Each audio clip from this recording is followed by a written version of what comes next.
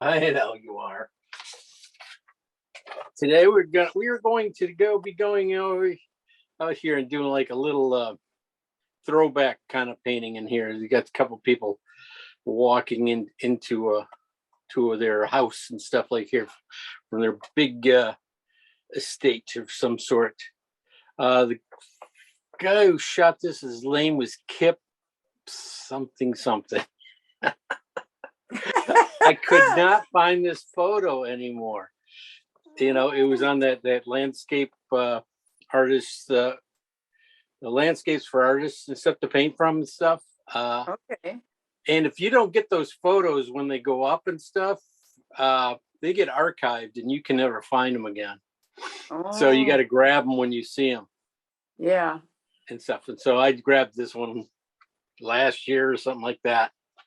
And so I went back trying to figure out, you know, just could not find it. Could not find him either. But what I liked about this one, I just love the pose of the two walking together. It's such a classic kind of impressionistic thing, you know, walking arm in arm like that. You know, I love the guy's back leg there, how it kicks back there a little bit. You got nice light, really nice, good, strong shadows. Good, strong shadows make it so easy to paint, I must say. That's why I always look for good, strong shadows. Look at the shadows that come off their legs and stuff there too. You know, got a little nymph, you know, over here. Got to have those. Nice house. Look at some of these windows and stuff. Got a good classic house here. You know, I'm not too worried about that, but I guess really, I think today I want to just really just focus in on the couple here.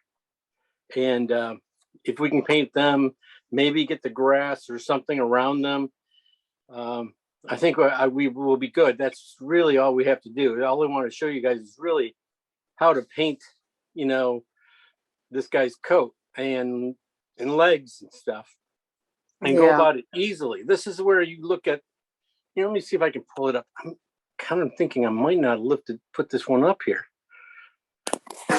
on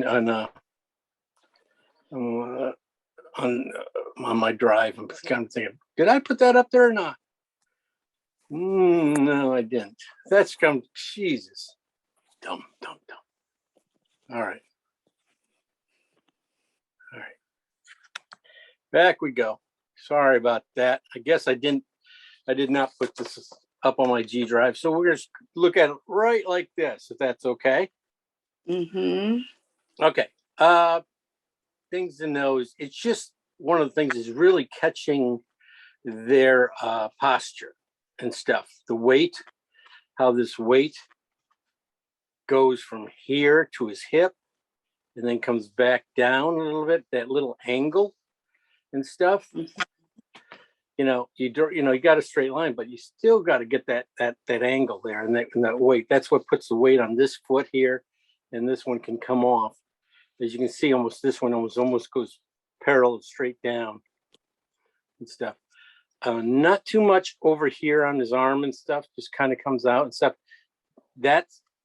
This will be probably a problem area in a painting and stuff, just because of the foreshortening of that hand and the cane and stuff. We might have to bring that hand out a little bit that way, because it's just a little bit not readable and stuff. Cane's good. Her arm is really nice, but she has a nice little twist to her and stuff. So think about that it does go pretty straight. The shadow goes straight. There's just a little bit of arc in her hip. Okay, just a little bit right there, and you can just see her back foot over here is coming off and stuff. They're almost in stride here. Beautiful hats, nice, simple, clean hats for shape and stuff. I like that. Not too much of a feather there. Simple colors. You can see his brown and stuff. I tell you, that he should be very easy color wise to paint because of the only difference between going from his hat and his pants really isn't anything. I mean, his coat's slightly redder and pinker than the yellow pants, yellow in the pants a little bit. I mean, they're both brown, but that the color in the pants are have a little more yellow in them than and the hat than the coat. Her, as you can see, just a little bit pinker color in the bottom part in her skirt to her little top coat there. It's just a little cleaner white and stuff, you know. And then her beautiful little pink hat and stuff. Again, her pink hat, a few colors that if you can look as tough as much as you want, you won't see a ton of colors. So what we're going to probably end up doing is making up a few of these pinks and reds and stuff and making cools and warms just for we can create space in that hat. Mm-hmm. And with pretty much everything, even with the coat and stuff too. Background, if we get too very much of that, I see, the greens and stuff, just going to be basically burn umber and probably phthalo green and some yellows and oranges and stuff mixed together to make all the different greens and stuff. Probably phthalo and blue and white for the sculpture, and a little more probably in that same vein going up. You probably can almost use some darks maybe here, maybe add some little red and go and stuff to push them back a little bit into space. Of course, the windows and stuff. What I'm going to try and do though is not worry about the house yet today, or this guy today. Let's concentrate on these guys. If we can get those guys done, and anything else we'll get is a blessing. Okay. Yeah. Okay. I like where they are, design wise, where they are on this in the composition. The step down low and off to the is right a little bit. So let's see what we can do with this guy. Any questions? Okay. You gonna paint with us today, Jane? No, I'm just gonna watch you. Come on, speed painting, girl. I'm late. I'm painting, but I can't follow you this fast. Okay, no worries. I love this picture, though. Oh, it's a nice one, isn't it? It's like one of those ones you sent. You sent a bunch of these kind of ones. Yeah, it's a good one. Yeah. So maybe this will help you get to those. Yes, it will. That's the thing, is just using the info we're working here with, and applying it to other paintings. Yeah, true. Right. True. So let me see if I can get that straightened. That's not bad. Okay, colors for this one.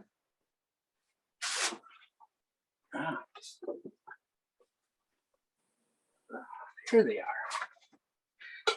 Definitely you're gonna have to have some white out. Getting rid of that part because that has all, as you can tell, has a lot of colors in it and stuff. So let's put out some fresh white.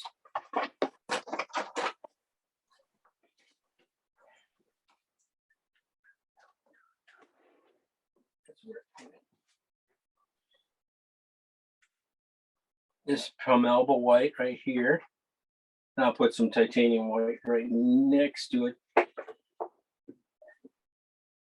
Shouldn't be that big a difference, but slightly warmer, which might be nice for when you have to do the coats or the hats and stuff. Next thing, I need some cad yellow out.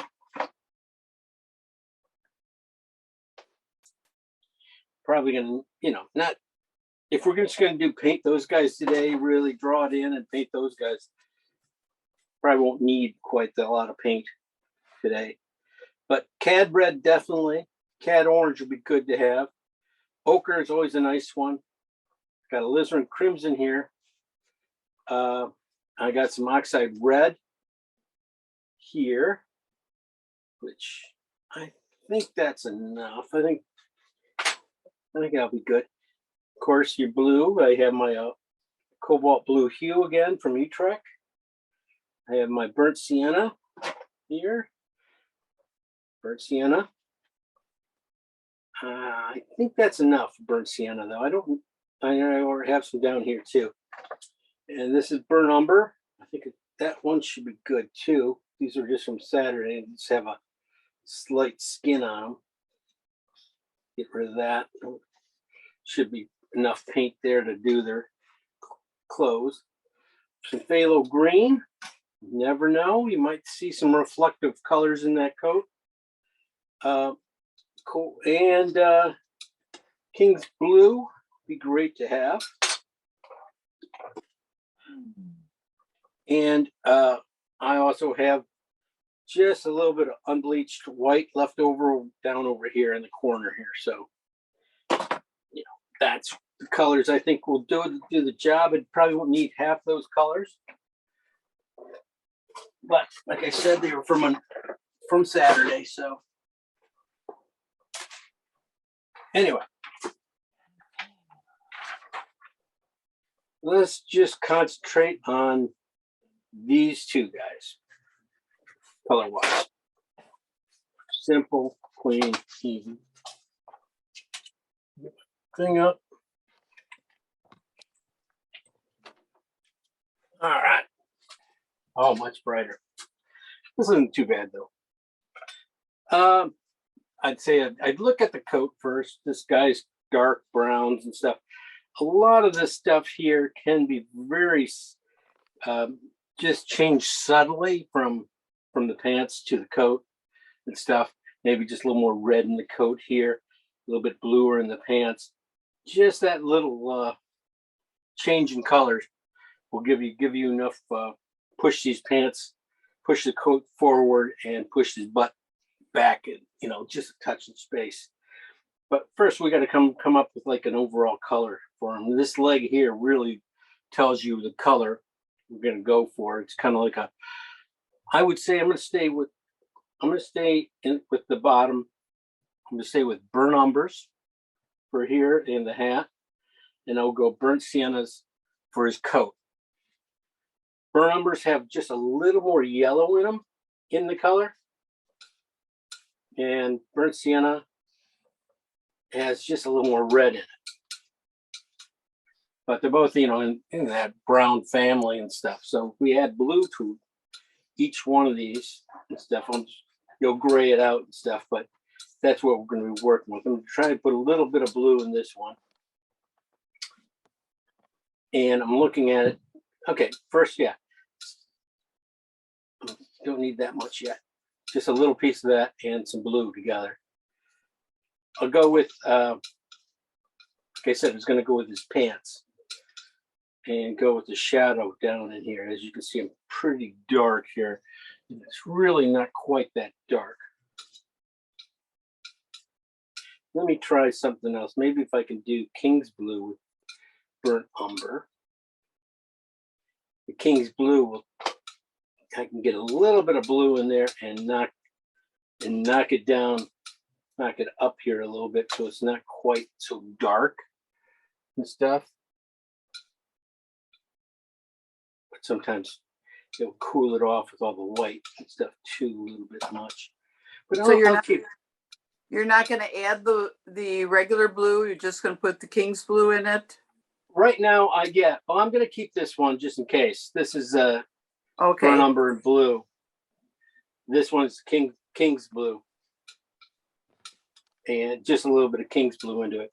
But it kind of cooled it off a little bit too much and stuff. So I'm going to add just a little bit of cad red to it, to the mix. Oops. Oh. But after I get this, like I said, I should be going for his leg here. Instead of, I was going for a shadow right off the bat, thinking I could do it. So I'm going to go back, skip everything I just said. I'm going to go for his leg first. Okay. All right, never mind. This is going to take some, I'm going to put some ochre into this. So this color is going to be burnt umber, cad red, and looks like a little bit of King's blue into it. And that will get me pretty close to his leg. Just a little more. There you go. A little more of that. Okay, that's going to be my main leg pile.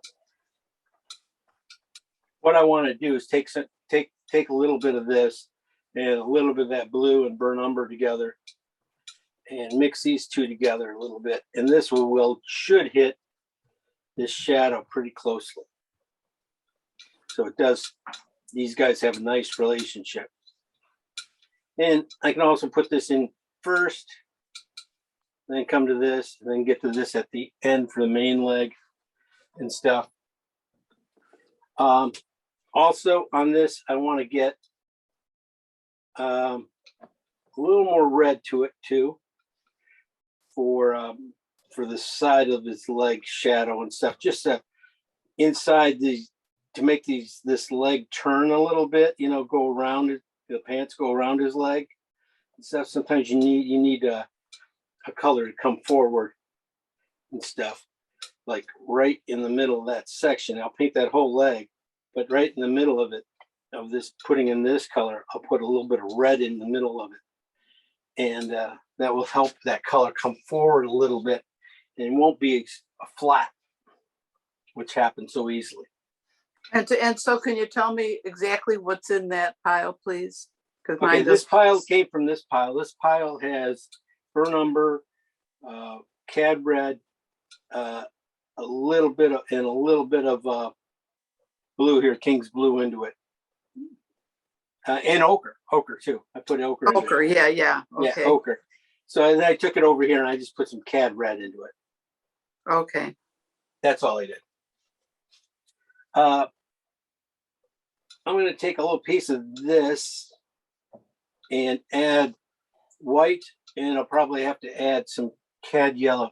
The white, I'm going to try unbleached white with this first, because maybe it won't whiten out too much, but this is still going to be kind of pasty. What I'm going to go for is the leg color here. And I don't think unbleached is really going to be able to do it, because I need to kind of have the color be kind of clean, and it's not working. I can't get it clean from there. Let me try one more time here. Just a little bit of this and regular white. All I want to do is get a nice clean color. It can go red, it's fine.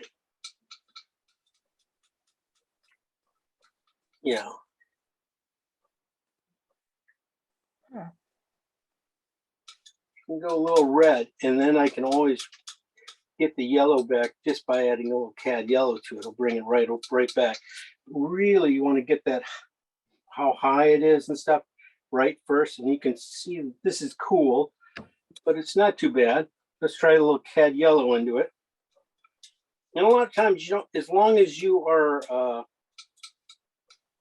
at the right value and right temperature and stuff, and you're not too far off color-wise, you'll always be fine.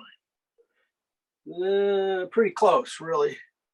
Well, way off compared to my monitor.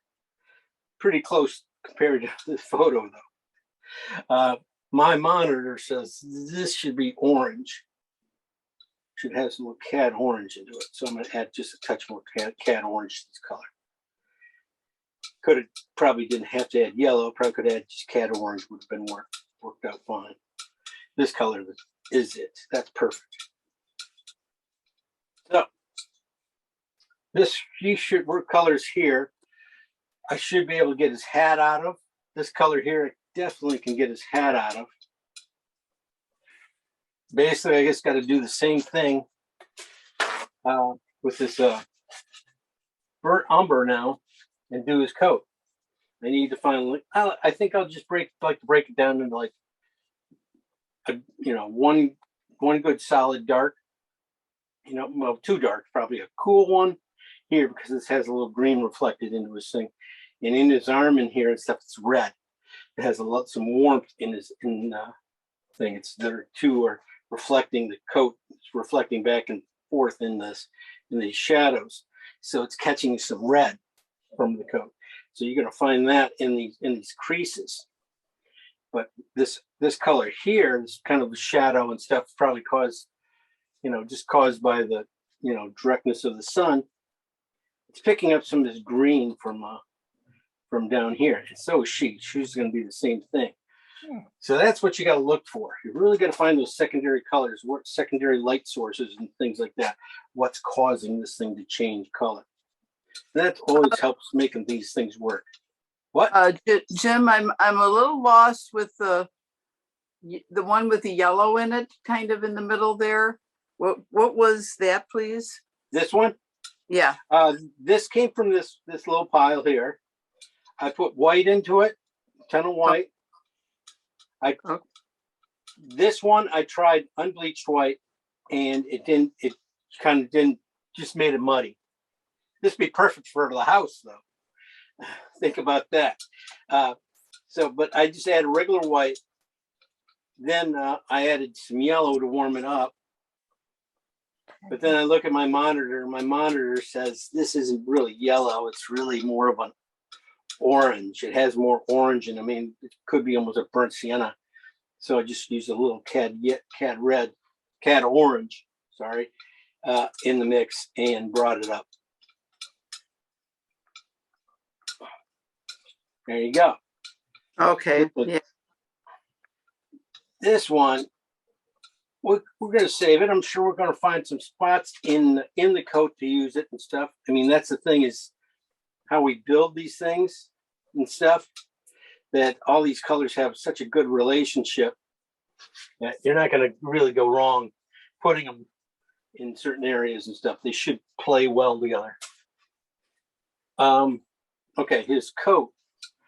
Let's put a little, I'm going to split this burnt umber up and put a little blue in this piece here. And like almost just like what happened over here with the burnt umber, it went a little dark. Might work for a couple of these creases though. See, this has so much red in it. What are you putting into it? This is burnt sienna, and I just put a little bit of blue into it. Oh, a little bit of blue, and I'm going to keep it on the burnt umber side kind of thing, so it doesn't turn too green. But I do need a green. I'm going to take, this is that color. This is burnt umber and blue here. I'm going to need just put a little bit of King's blue in here and see if that gets me to that one shadow color. And again, I'm doing the exact same thing I did on that one, where I probably should have gone for the shoulder color first. So hold on, kind of jumping the gun here, knowing what colors these things really are real too quick. But let's take this and make the basic value color here for his coat, which is, you'll find pretty much in these shoulders areas, right between the highlight and the shadow. You'll find the basic color. I think it's just going to be, I'm just going to try a little bit of white first.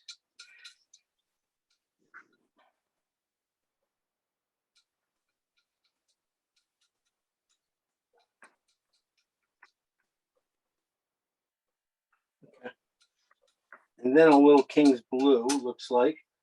Just a little bit of King's blue. So it'll be basically white, a little more blue. Just to gray that color out just a little bit more. You see? Pretty close, and it should work pretty good with that. Okay. So this is just burnt sienna, burnt sienna.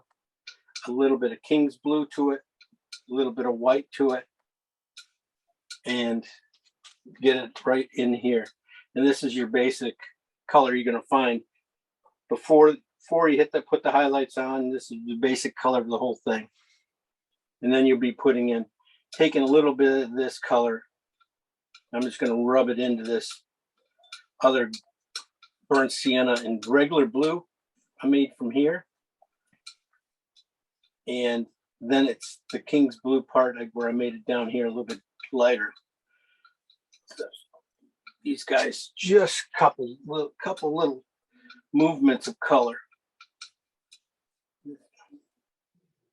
And of course, I just wiped out my pile doing that, but I don't need too much of that. But that color again was burnt umber, burnt sienna, blue, white.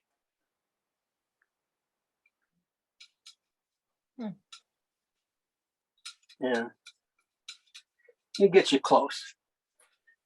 But I thought I needed just a little bit more of this color just to get into these other midtones and stuff. This is going to be really close, but I want to have a warm and a cool version.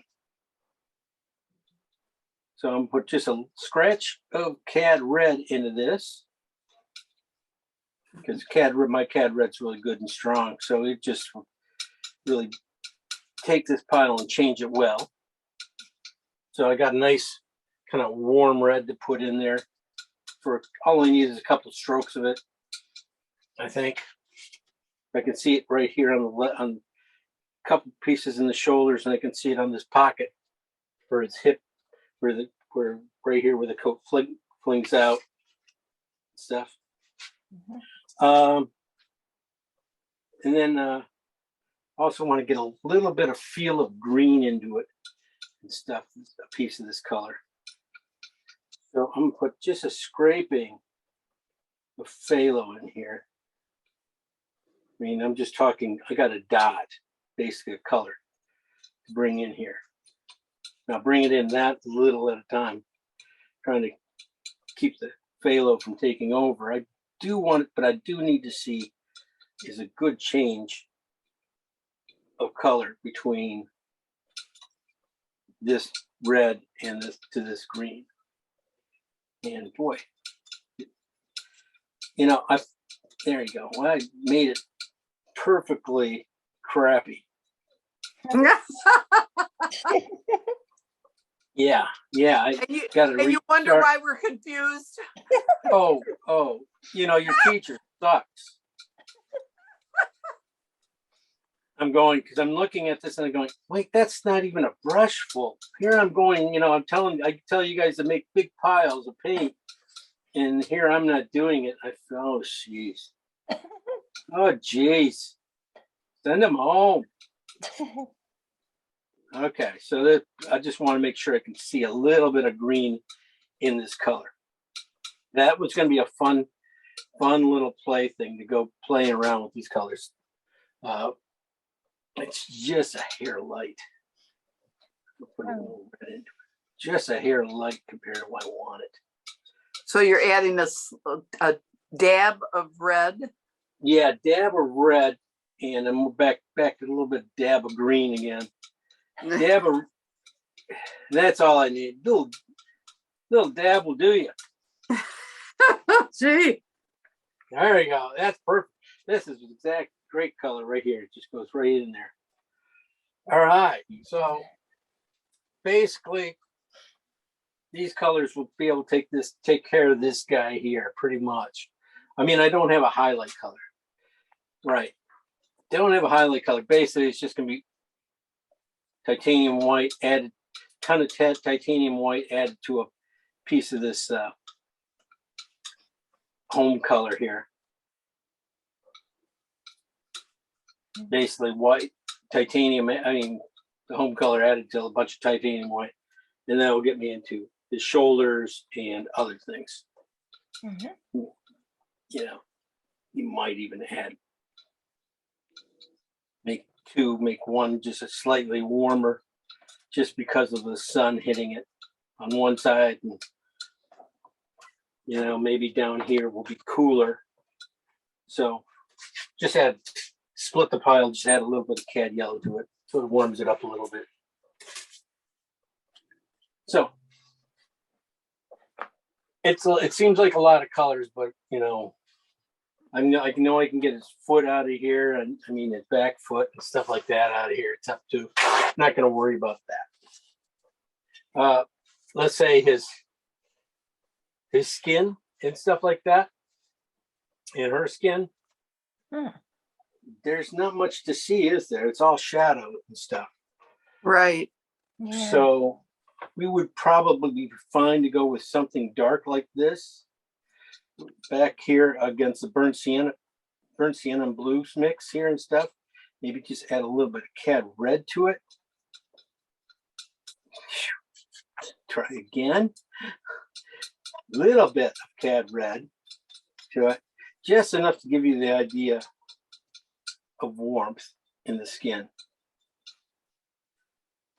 And that's all you need to put underneath here and stuff. This might be just a hair dark, but find out when we get there. Okay, her. Mostly white, warm whites. We're going to try to keep her dress slightly pinker, her top slightly yellower stuff. So let's start with the pink whites and stuff.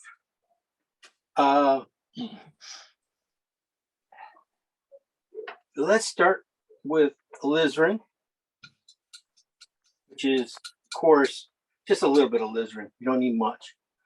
And titanium white. This will give you that nice start of a rose color. You'll probably be able to even use some of the version of this same colors, maybe just a little bit stronger on the alizarin part for these little pieces of flowers that are in her dress and stuff. This is really close to that value. All you have to do on that is really alizarin crimson, just a little bit of white for those flowers and stuff. So just have that in there. We're going to make the rest of her dress out of the same kind of colors, but a lot lighter. So more white, more titanium white.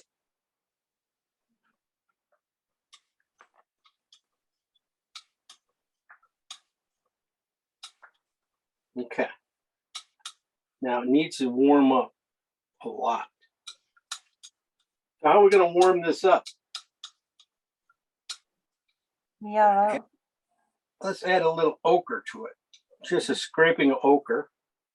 That's probably going to be too much, so I can always bring it in more, but scraping of ochreish to this color. And that will start to work. Might be a little bit on the pink side right now, but this is going to be in that area up there. So it's basically white, titanium white, alizarin, and just a little bit of ochre.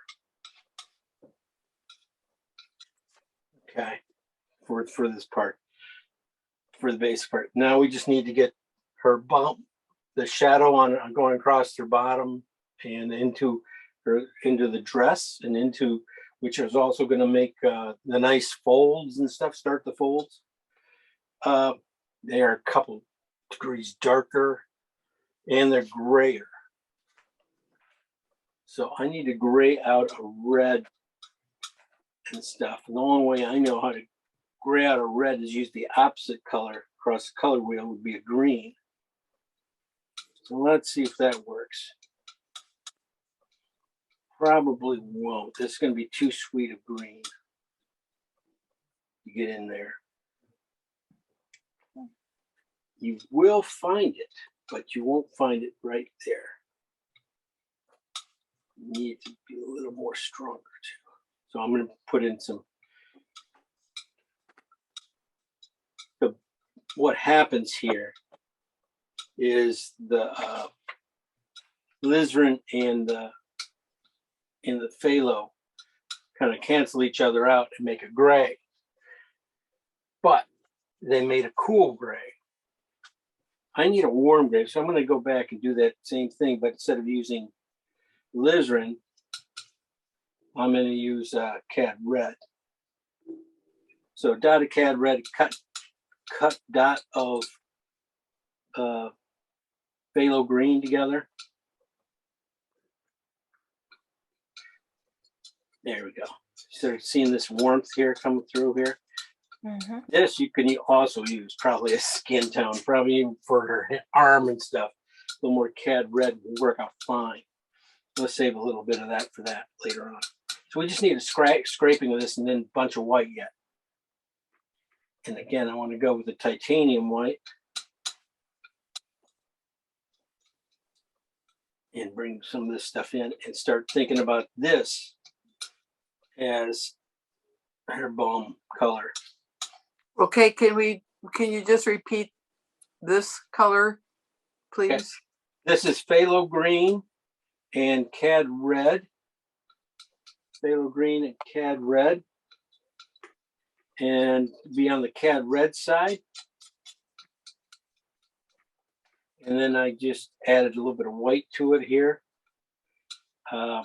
It cooled off a little bit more than I was thinking it would and stuff. So I might have to go back and do what I did up there and add some ochre into the mix, which will get me back into where I should be.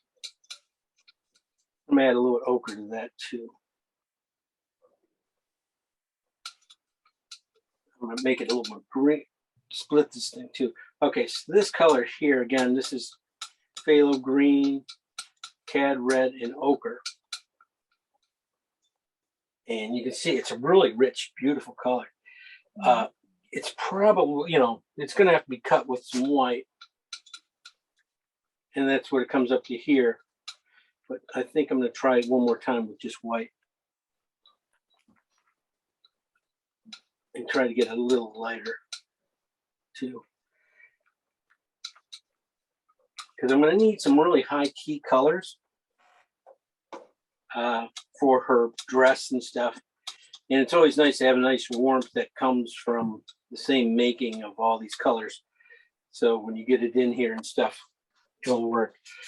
It looks just a little thing. I'm going to try to touch a cad red, cad yellow into this too. Because it just feels a little pale.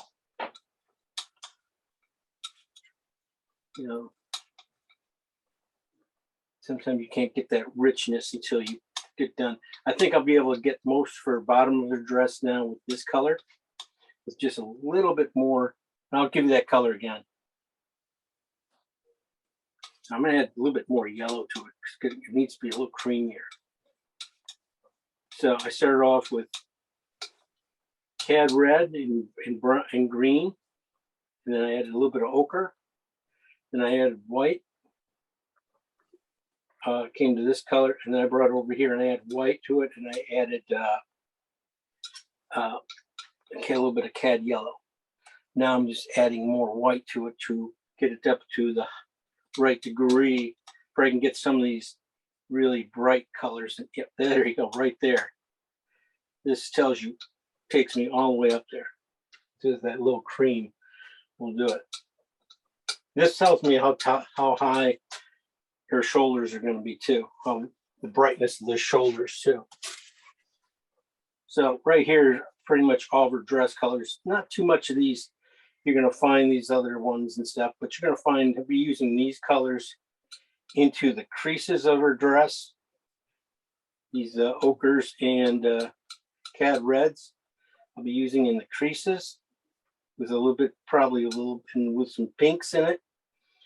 And also I'm going to get her bone down here with it, and I'm going to put some grays into that cut mix and stuff. That should work pretty fun. And then when I get over here, I am going to need a pink and a blue, probably just as high key as that white. Let's see how that went, just a little higher key. Bring it back down. Okay, and then a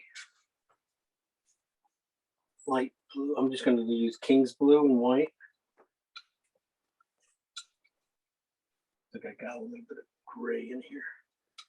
That's okay. I just like to have these high key colors, have some cools, some warms to throw in when I'm doing these things, because you got to have these cools to set off these warms. If you put warms against warms against warms, they just kind of like eat each other alive. They don't, you got to give them something to feed off of. Okay. Her coat. Again, she's going to have a lot of green in that coat. Yellow greens. I'm going to try this one. Oops, phthalo green. Cat orange. A little more cat orange. So it's kind of a rich kind of green like this. Maybe just a little bit more green than that. But I want it kind of, this would be a nice strong color for for the back for coat here and stuff. It might be a little bit strong, but I'm going to start with that, and then I can color it down. What I'll be doing with this, I'll just be taking it and knocking it down with a bunch of white. Let me see what I can do with white. What happens to it? You can start seeing that. See, it makes this really beautiful cream color. You know, it's not like this color. It's really a nice, rich color, taupey color. You know, got these red taupes. You know, you got these green taupes and stuff, and you just get a mix of those things. I'll be able to use some of those probably into her dress and stuff too. But I'm going to take this color, take it almost all down. You know, basically take it, start with white, and just use a little bit on my knife and try to get it to about that value of her dress was down here, and this will be up in her shoulders and stuff. So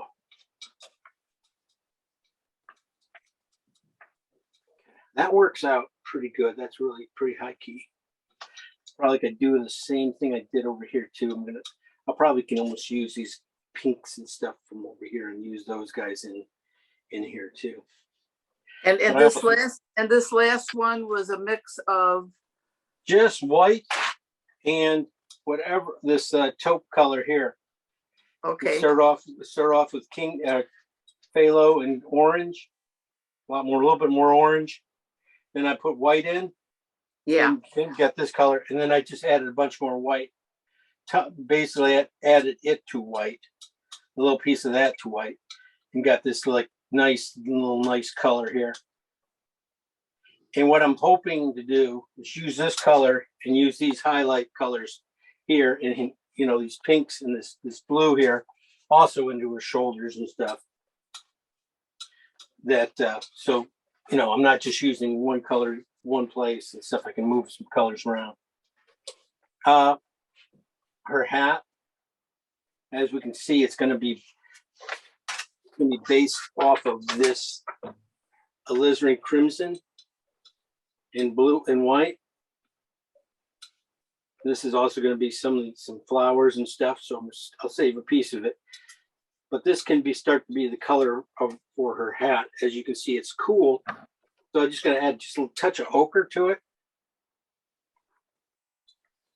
This is just alizarin crimson and alizarin crimson, ochre and blue white.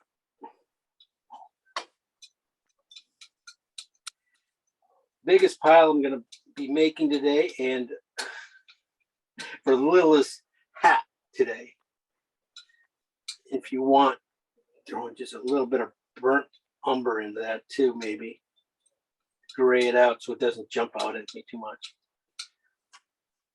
Okay, that, and then I'm just going to take and basically hit that twice with whites. I'm not going to try and do a whole lot of colors.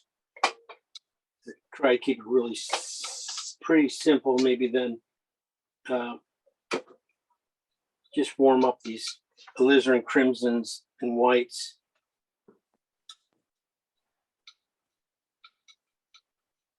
This is going to be way up there. Just make sure you got one, maybe. Be nice sometimes to have a nice ochre one, too. Whites, this rose color with just a little bit more ochre in it. This to it. That can always be nice and just like top of the hat. Just a little bit too white, too much color. But that's it. That's colors I would be using for the. I mean, yeah, we got a lot of colors for a pretty simple little area here. Yeah, you got a lot of shadows and folds, so. Yeah, and it's always it's just fun. Make sure you have enough colors, you know, to play with.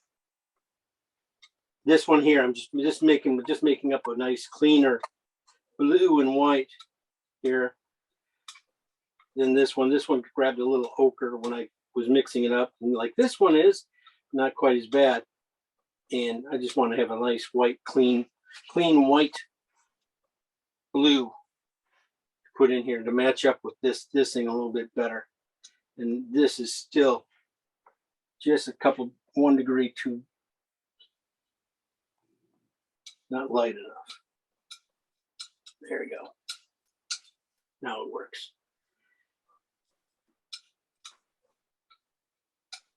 Make that one just a little darker, then you can use it somewhere else.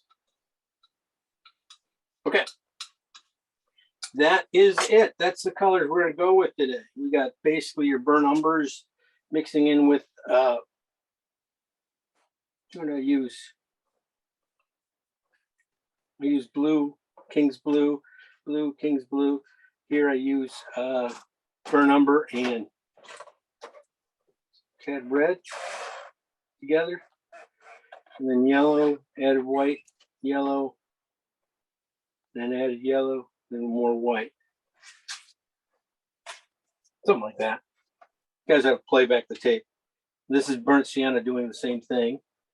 This is cad orange and cad yellow. No, cad orange and phthalo green. Oh, and mixed down with the white stuff.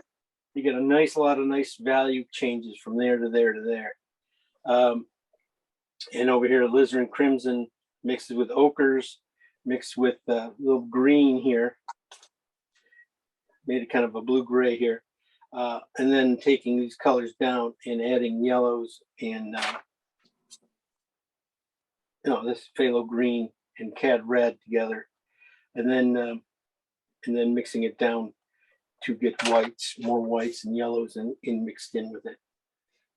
And then just my whites, alizarin crimson and white and ochre here for those hats. Okay, let's move on. No problem. My head is spinning. I know. I'm just, I like to have when I do certain things. We're not even doing pretty much the buildings themselves, but we can draw some of them in as long as we know where it's going to go. Yeah. But we're going to do the main really think about the guys here, where we're going with the painting these two guys. Let me come back around here. Whoops.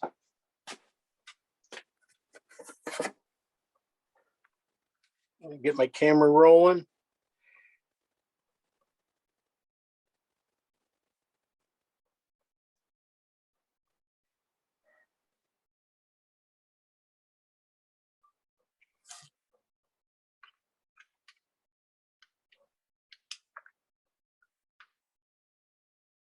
Okay. And the rest of the day, we'll just be painting. Nice, easy paint. Paint the fun to paint. Take your big brush, and I'm going to go with probably a burnt, I'd say it's a burnt umber day. Even though burnt sienna would be really nice. Burnt sienna or burnt umber, maybe a mix. Let's do a mix. Okay. If you got it, burnt sienna, just a little bit of burnt umber together. I can't make up my mind. I'm just gonna go with both. I already kind of did mine in a little burnt sienna, and then I threw in some blue. So Same thing, because you can see how dark this is getting. yeah. I'm gonna just keep it light in this area here where this is gonna go. Just keep it a little bit lighter, pushing on the brush, but go back in here. It's the building basically. I'll be rubbing it off. And in the grass, I don't really care. All right, let me wipe this out a little bit, and we'll spend some time here and design this thing out.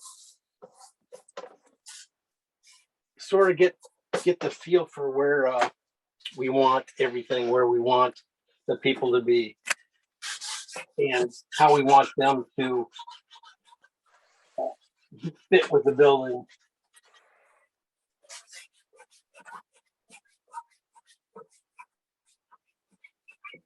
Where that.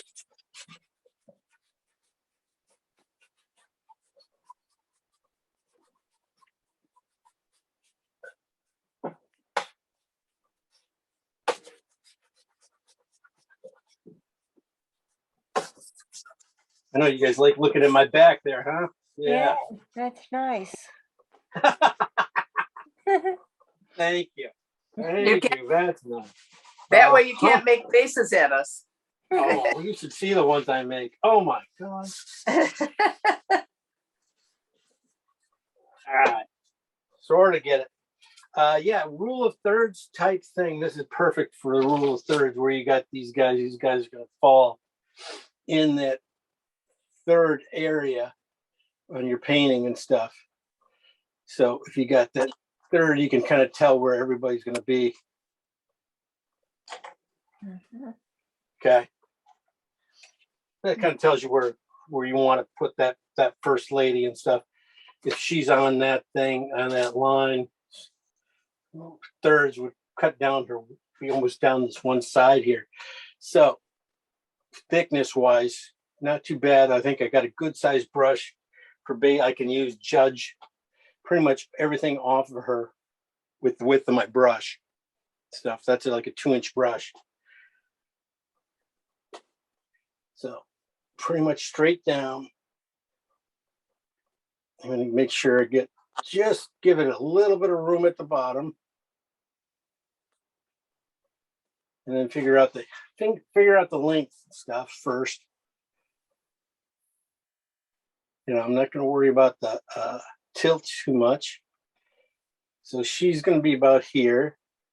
Probably an arm there, shoulder there.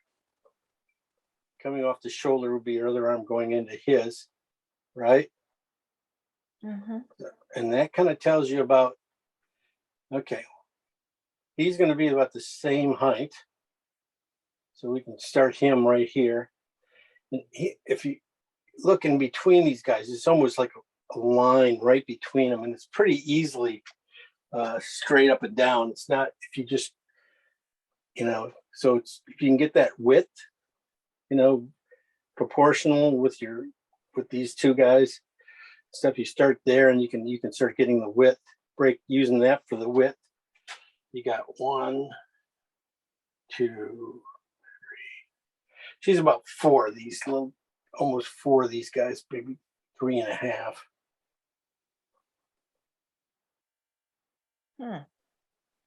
Yeah, so she's right about here for her hip. So that starts to tell you about the width. And we can do the same thing over here, knowing that width there, right here, matches up with the width right there on for the shadow on his coat.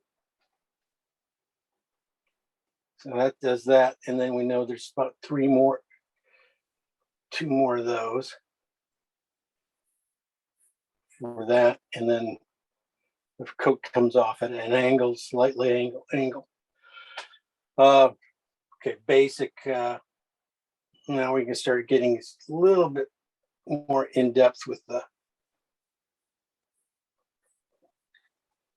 where things go. You know, his leg comes out. And okay, so this is, I just measure like this basically all the way through, knowing that that leg's going to come down, the leg's going to come off a little bit wider. Then you're going to have the shadow. That's if that line there is throwing me off. I shouldn't have drawn that because her coat's way up here. Coat's way up here. His coat will have to be right about here. Okay, so the shadow goes up a little bit more. Leg comes out, kicks out from the middle a little bit more, but it feels almost straight down here. I mean, we'll be able to fix a lot of this little stuff in between these two. We'll be able to fix that with the grass. That line we do draw in there stuff. She has, like I said a little bit earlier, with that little sway in here, but it's pretty much a straight line going all the way up. And then it just kind of sways off. So, and his leg comes straight back, slightly has a little angle to it right at the knee, but not much. It's really close. His foot, not too much. Now I got the heel and then goes into the arch and into the bottom of the foot. And these guys are step in step. And if you, so that's what I'm looking for, step in step. That foot's probably too far over. Should be right here. Okay. Slight angle in between, cut in between from the crotch on down. Foot comes down. It should end probably in midfoot. His midfoot, if you draw a line across his midfoot area here, you want where his foot is, if you have that in there, going down and stuff, halfway down, halfway between it, that's where his other foot's landing in front. And again, that just has just a slight angle to his hip. Pretty much straight leg inside his leg coming down, maybe just a little bit of a curve, but not much. It's really almost straight.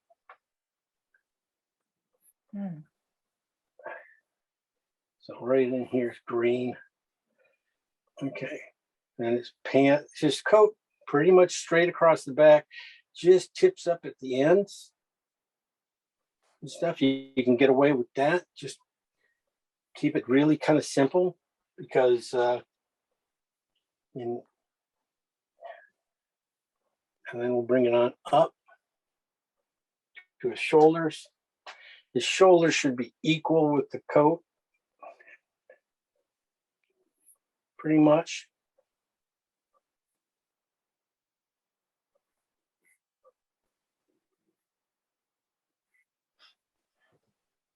Like I said, pretty close. He can be slightly taller than her if you want to.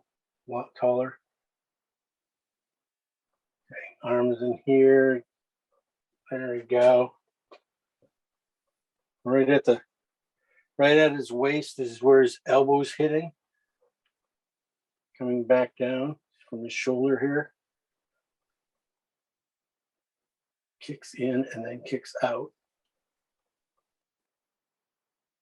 This looks just could be. Okay. Looks a little wide. I'm painting at an angle here. I'm gonna have to get in front of it just a hair here. Correct a few things. But his hat's gonna be fun. Comes down, it almost touches his neck. Comes back in, nice little oval.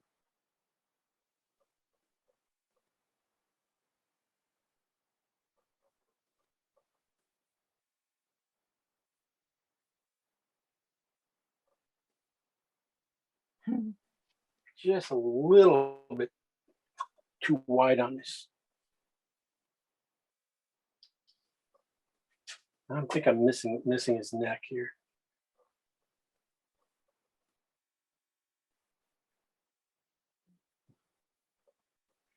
too big a hat too. Good enough. Her hat is almost the same, just slightly smaller. So she needs to be right in this area. There's a little flop to her hat too. It's nice.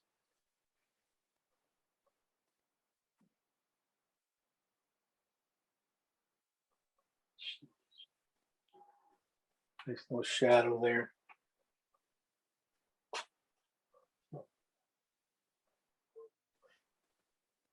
She goes straight around, really, just right around the little bit more space in between that hat and her shoulder. I'll find that anyway. Then her pretty much drops down. There's just a little bit of bend in it right at the elbow. Comes down. I think this is where I kind of messed up right here is her shirt, where her, I'm going to make that just a little bit lighter, thinner right there.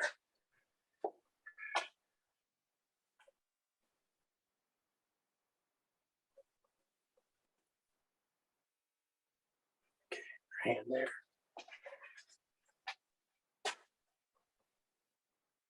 Oh, here. Okay. You need to draw in everything else. You got the building up here. Probably starts right about here. Give it a little angle. How are you guys doing? You got this? Yeah, getting it. She's got it. Let me see it. You got it. You got it. Let me see it. It's in my mind. I'm memorizing it. Are you? Yeah, by osmosis, I'm trying to channel you. There you go. That's all you got to do is challenge. Or channel me. That's all I try to do. What would I do? I do that all the time too. On Channel. artists and stuff. Do you? Yeah, yeah, yeah. You know, like what would this guy do? You know, this painting I'm doing here reminds me of him. What would he? How would he attack it and stuff like that? Just to, you know. Okay. It always helps. It's nothing wrong with that. They all do. We all do it. Okay. Gotta know, you know. You gotta do it that way for quite a while, and then all of a sudden you'll start to pick it up and understand exactly how they would do it, and then how to go about it, stuff on your own. Yeah. And that's when you start adding your own things and changing things up. Mm-hmm. So skinny windows in this place. Windows go right above each other. This window's about the size of his head. So always measuring where things are, you know, relative to each other. So it's, you know, keeps it kind of simple about knowing that this window and that window and just going right above each other.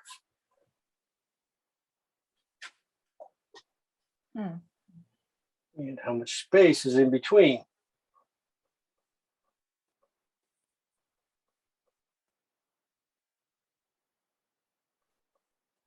So this, yeah, I'm getting real drawing wise. This is the roof line. It goes right up to the roof line, stops right there, here, comes at an angle, goes up here, and comes up here. Got a little arched window up here.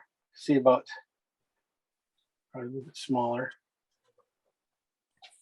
And then straight under that, everything else falls. So this is how we're going to do. I was going to paint Chicago today. We're going to paint. I was thinking about, you know, L tracks and stuff like that. But then I ran across this and I go, well, this is probably closer to what I think would have some fun with. Yeah. Oh, yeah. Much Yeah. better. I could see losing everybody on the L train stuff. Oh, yeah. So I'm gonna move this guy over. But he's too close to the side. I got a bush to put in here too. So move everything over. or thin it out, just thin it out. That's what I do it anyway. So basically, Who are these people? Anybody? no, I don't really know. I'm pretty sure it's an English cottage and stuff. Yeah, I thought they looked English from the back. Yeah, definitely English-ish and stuff. That's what I was thinking that too. So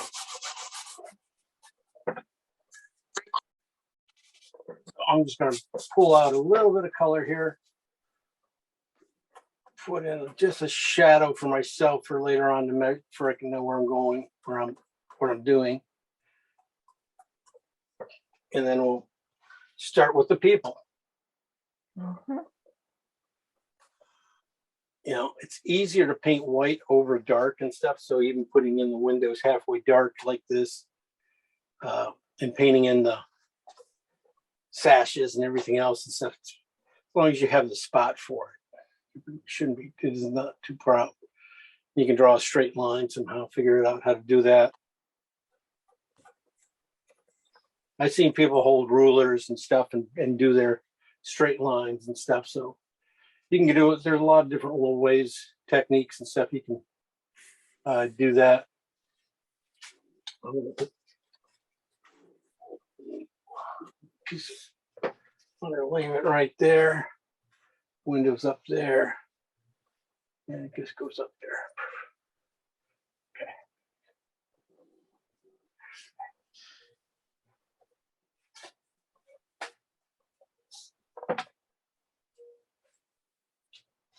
Okay, so then we have our little lawn ornament right in here and a bench right there. That's why I like this brush so much. Just like, you know, it's like a perfect width for so many things. Just love how to measure off it. Okay, this guy, yeah, I want a little round on him. He should have been straighter down. Kind of pulled over here a little bit too much. Okay, he's good enough. You know, I'll fix him later. I might have made him a little bit too wide, but no one will know, right? You guys won't tell on me, right? We won't tell. Nope. Okay, as long as you don't tell, we're fine. We're good. Yeah, On the we're same good. page. We're good. Okay. Big brush, big ideas. All right. He's dark, so let's start with him, color-wise. We'll put in his darkness, pretty much his creases first in that coat. And that coat, I'll be starting off with his, the burnt sienna, slightly blue mix. Mostly burnt sienna mix with blue. Said that. Did not go dark enough. Okay, I'll try this. So I'm going to just look for those creases in the coat where you're going to find them. It's, especially in the arms and stuff. And I'll be painting those guys in. One right in the middle of the going down, that little triangle. What was that long triangle? Splitting the coat. And then when I get over to this side, I'm going to add just a little cad red to this color. So this is blue and cad red and a little bit of burnt sienna. And I'm going to this is just going to be for these little fabric movements here for this, and then going down under his arm. I don't have to be perfect with the shape. I've just got to, cover it up. Just cover that shape size-wise.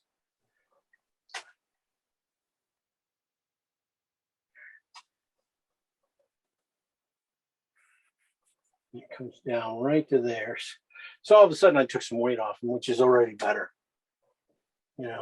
Comes out like that. I think the legs get kind of heavy. And then you find, I think the coat's long too. I'm gonna her bone will be right here. No, coat's pretty close. Probably just slightly more long. You can always make these things longer, shorter. I think that coat is too long.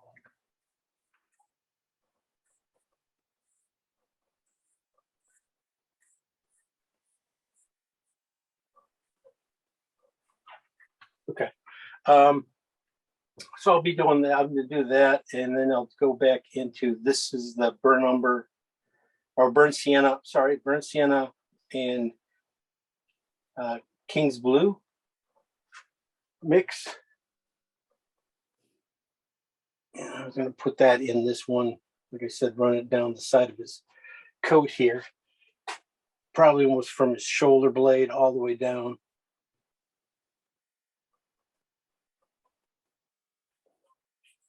One just pretty clean, and I'll use that color also, you know, pretty much to cover off this shoulder over here. This arm all the way. And over here too, we don't have that much left. It's all highlight left over on that side. I might go down to the next one where I have just a little bit more white into the color. For this side, I'll just coat right on the other side of that ridge of dark I put in. So if I can grab it just a little bit and draw it straight down. Try not to lose that dark though. I might have to go back and put that in because I'm going to be touching it probably a couple more times. I want to keep it, you know, make sure I got this side here just as good. Because I can always lighten it and stuff, but let's make sure I got it in there right now. Okay, and into the arms. Okay. All right, I'm just going to keep going with his coat. No, I said that. I'm going to go to his pants because I got a dark brush. Okay, his pants, burnt umber and blue, King's Blue here, a little bit. That color. And I'm just going to paint the shadows pretty much for his pants. That one's almost a square. This one just is going to catch a little light on the edge here and leave a little arc and stuff. So I'll start that arc. And the same with the bottom here. It comes down and then just get that other little triangle point up there and triangle at the bottom here for his pants. And that's the key thing about clothes is looking for triangles. Keeping your eye open for everything because everything makes different triangles in fabric. And looking and finding and recognizing that will really simplify the painting, simplify everything. It simplifies pretty much everything. That's good. That's right. This comes down just a hair on that side. And with the color ready that's back there and stuff, you can start to see how it's going to work. You know, he has his neck's right here. It's a little dark. I just wanted to put it in. This color is good also. Will probably be perfect for his foot here. Slight angle that foot so it doesn't run perfectly up and down. Just a hair angle and then it fattens out. Comes back around and makes the arch. And then to the heel. A little bit rounder heel. And the art, you know, hers too, you know, if you want to do hers and stuff with this color, it'd be fine. I mean, it's just hers is just basically a, you know, it looks like she's wearing a flat of some sort. I could be a little bit short. It looks like I'm a little bit short leg wise. Be easy to fix though.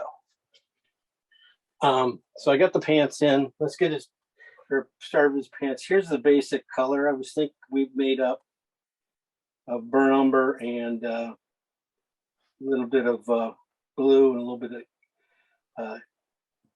I'm not sure I put ochre in here or not. I can't remember. Ay caramba.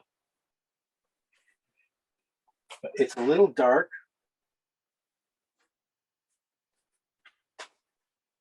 A little too dark, but it only goes on this leg anyway. That leg gets a big highlight on it. And whatever highlight I put on it, I'm going to have plenty left over to do my lightening. A little more lightening on that leg. So let's go with the highlights. Go right into the highlights. Now before I get to the highlight, I got to make sure that there's just something for it to grab color-wise, dark-wise. Just a little red in there. Remember talking about putting that red right in the middle of this leg here too, right in the middle of this section here, putting a little bit of red there, and then just to get some light in this dark area here. Okay, pants wise, got that. Let me see. I'm going to go with a little bit darker on one side here, so I'm going to go down to the leg, comes down here, darken that in just a little bit more. Now clean my knife, brush, grab the right about color. What I want to do is draw it right at that spot.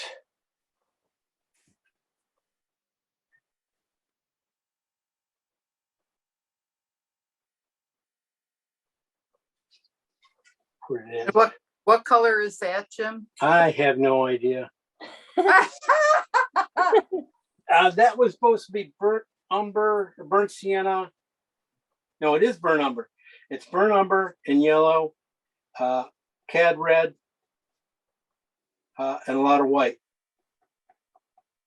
It's pretty bright, right? Yeah, I think I went a little bit too bright. I thought it would, in fact, I was going to go even brighter than that. But mine, I think, went a little bit.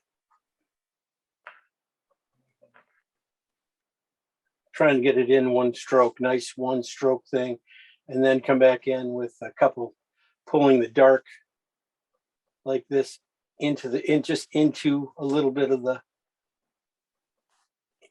into the shape and stuff, and letting that call it a day on that leg already. But as you can tell, I'm way off color-wise. This should be a lot redder. So there you go. That's much better. Let me see if this is it. Especially when I come up here and I'm just going to take my brush and go up to that hip. Let that be a thing. Like I said, I want to get back into that leg a little bit more with that highlight color.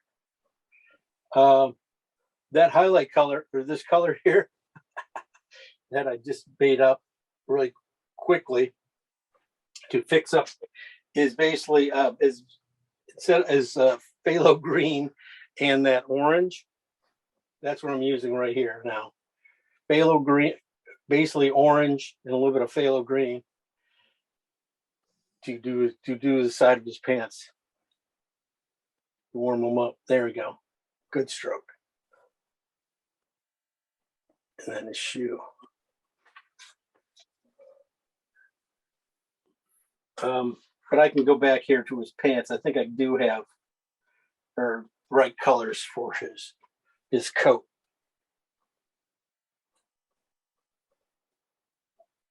Yeah, that's going to be closer to his shoulder color.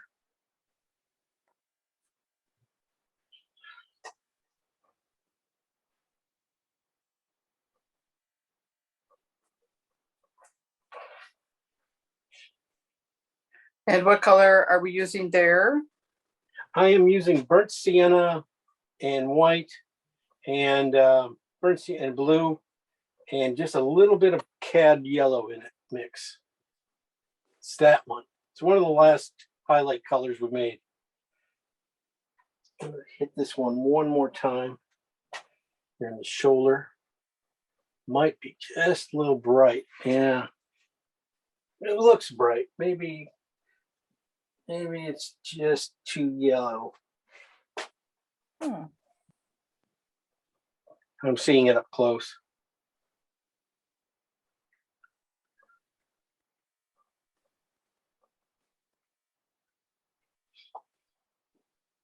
And what I'm trying to do is leave, really simplifying this shape, and trying not to leave some of these dark areas here, in the creases and stuff, not wipe them all out and stuff, so I don't have to put them in again. So I'm trying to leave those guys be the creases. Mm-hmm.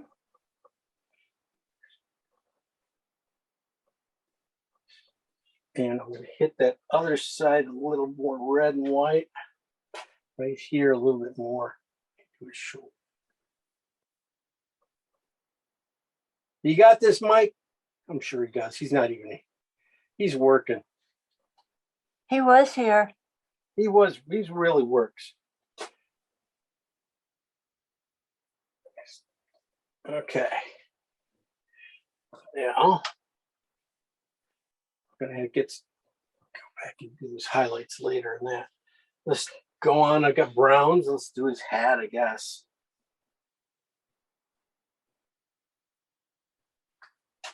I'd start with the shadow side of that hat and get the brim going, or the back edge, and then get the side of the rim here. And the color you're using? That's a good one to ask. Thank you. This was the burnt. No, you're right. You're right. Burnt sienna, and basically the pants colors I used back in here, underneath the dark shadow and stuff. I'm using that same color for the shadow of his hat. Okay.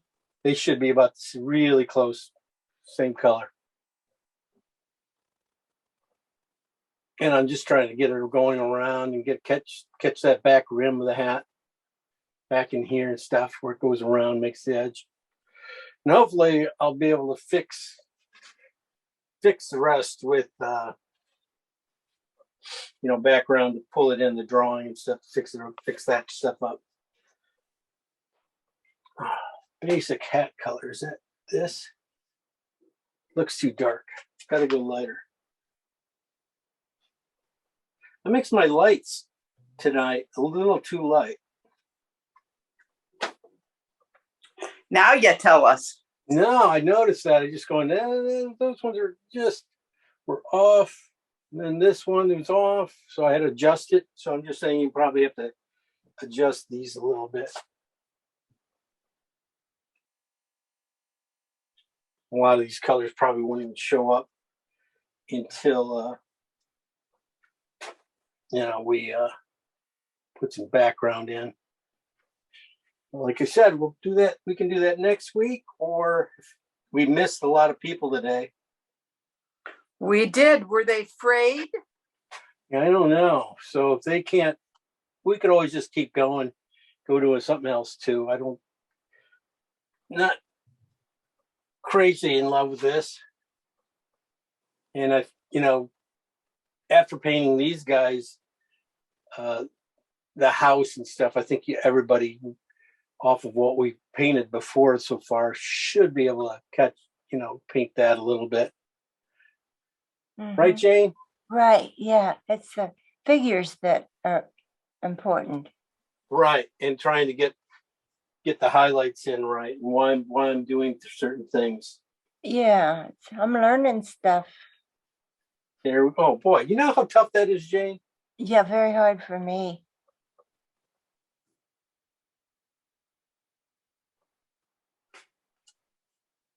So Looks these a are lot. just, Looks good.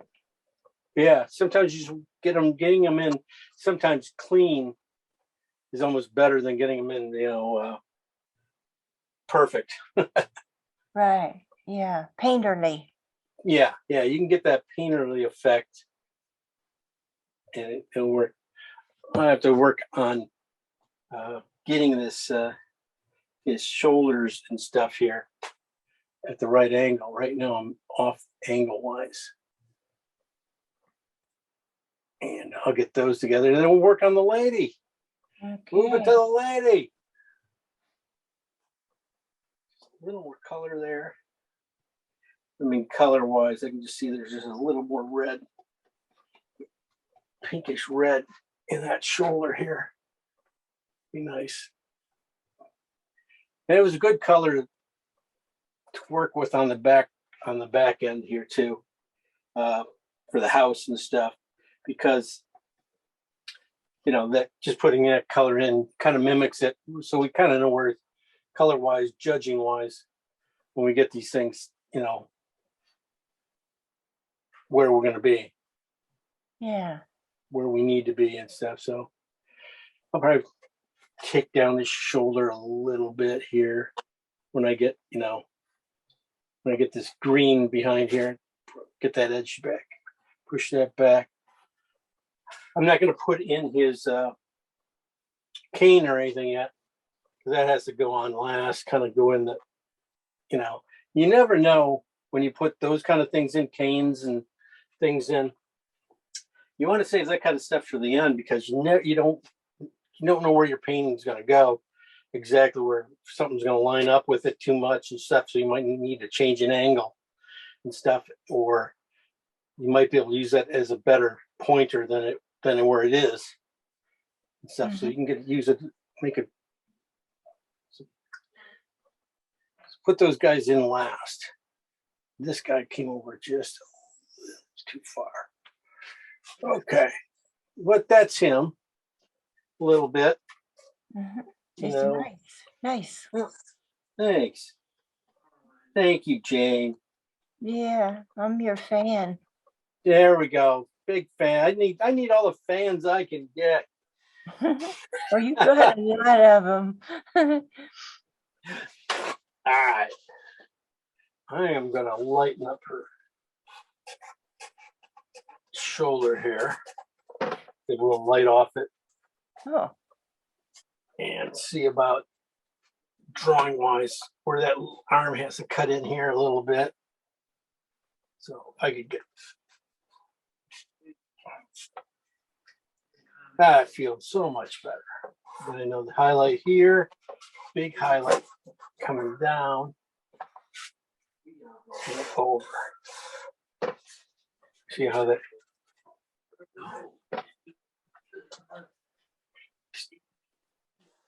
Thinking, see, just got to check the width, get in front of it to check that coat to the legs and stuff measurement. Might have to move the legs up, or it could be a little thinner around. I think sometimes thinning things out make things taller too. So Yeah. Okay, the lady. This is really kind of cool. Is she talking to me? You talking to me, Lynette? Oh, hang on. She's not talking to me. She's talking to somebody else. Sorry, you heard me talking to my husband. There's a power outage my daughter has in Burr Ridge. Tree fell over through power lines. So anyway, Oh, a mini crisis. But can I come home? I want to come home. My bedroom ready? Yeah. Hey, so what color are you using now for this? No, for the you woman? go back to your conversation. We're fine. I'm sorry. No. You forgive me? Yes, go ahead. Go. Don't worry about it. I'll tell you right now though. You keep working. Do what you got to do. No, I don't. Yeah. Okay. This is that phthalo green and cat orange mix. Okay. I was putting that in here. I think it's going to work out nicely and stuff. I want to put it in right underneath the coat, right on the edge of that where that coat's going to go, and maybe, really get it going around a little bit so it starts giving some shape to her, how it goes around and stuff. Have it come down, have it come back across her, right behind underneath her bum, and catch this corner here, and then it comes straight down, almost like into a triangle from here down, basically making that a triangle. And then I'll be taking a reverse triangle back into that right here with light to make that shape. So basically it's just like I was talking before. It's just a bunch of triangles. And then when you do dresses and stuff, that's really nice to know. It's just, that's a triangle. This is a little triangle, even a little wedge. Everything is based off of triangles. I guess mine looks too green. I don't know. More cat orange. And then I did put some white into it, right? Oh, yeah, okay.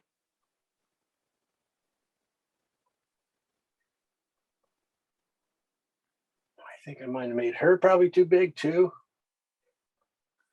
That's the way it happens when I start drawing from an angle here and stuff, not in front of it. See, I always got to have a good excuse. You gotta have good excuses, like why I didn't do it right. Okay, that's not in the right spot. That should be right there. Okay. So it's good to have some of that phthalo green in there too, though. Like we were saying about a little bit more on the green side, even in there. And I'll probably put some little bit of that same color over here and into his coat too. Right there. This is more on the phthalo green side. This is where I started making it taupey a little bit, with white and stuff, this color and stuff. So think about putting that reflective green into them and stuff. Okay. Also, I'm going to go in just keep going. This is the white section of that where I added white to it. Right here in the middle of that, it goes a little yellow warmth. I think I can bring it up here in the coat too a little bit. Just a square. I'm going to paint that just as a square. Keep it simple. So this is that phthalo green, cat orange, and white. So it's kind of a weird little, nice little greenish taupe color. I'm just going to paint pretty much her top half with that. Outline it basically. Get the shoulders and most of the back to the highlight and into some of the highlights, but then go a little bit even back to the dark color for when I start to get into the creases and stuff. Might even use a little bit of coat color here into her right underneath her arm here. The shadow here, maybe I can use a little bit of red in that green against that green to make it a little bit darker. Stuff right in here. I'm going to do that. It's a nice little idea to do. Bring some red into it. Warm reds. There we go. There, you finally got it. Wasn't like making a mark. There we go. I'm going to use that. I'm going to paint her. Yours looks bluish. No. Bluish? From here it looks blue, but Here, you want me to move? I can move this up a little bit too. Okay. Mine is mush right now, so yeah. So okay. You want me to take a look? Yeah. Oh my, but it's anyway, yeah, it's not looking real good right now. Okay, let me take a quick look. Okay. No one's here. Just, we're all among friends. That's right. That's right. We're all among You know, friends. the rest of those people are. Oh, look at that drawing, though. The drawing's excellent. Yeah. Good job on that building. Really straight. Boy, those people look good. Yeah, nice. Yeah, Stuff. I'm mushing up her thing, so I don't know. Can you see this? I can't I tell. can see what you're doing. You over. That's okay. That's okay. You got the darks in there and stuff, and that's pretty much what I did. You might want to take a and wipe off the where you think the highlights and the shoulders are going to go. Oh, So you got okay. a little bit, just a little bit cleaner space there.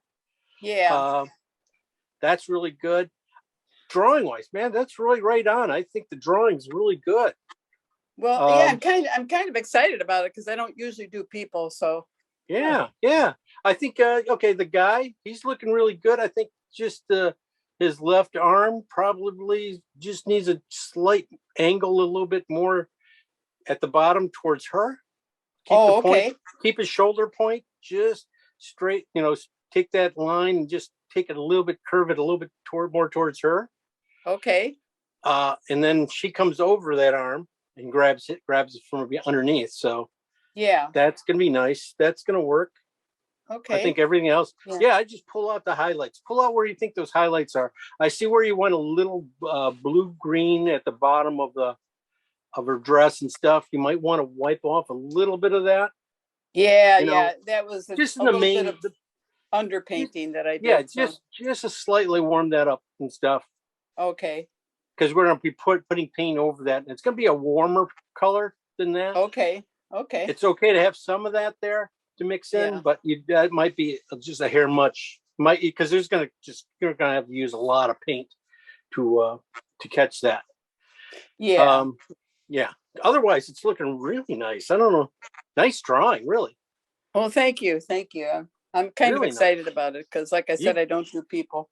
Well, Yes. I like that, and I really liked your building back there. I mean, the way you handled the building so far, drawing it in, so it very confidently you drew it in, and that's really nice to have because that really starts to, permeate through your drawings, your painting and stuff. Really starts to shine. So keep that up. Okay, thank you. You're welcome.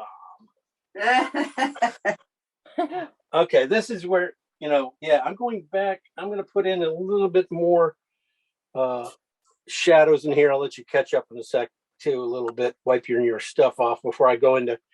Then we'll start digging in here and putting in some highlights in here. I'm just going back in and putting a little bit of red tone. I got the green underneath and stuff, but right here across the bottom of the bum, maybe even a little burnt umber into it. I think right here in this little triangle of space here and stuff. I think maybe I'll go a little bit darker in those colors. Just too much of an angle, I think that is. There we go. Straighten it out just here. Okay. Bring these over. Catch the shoulder a little bit more.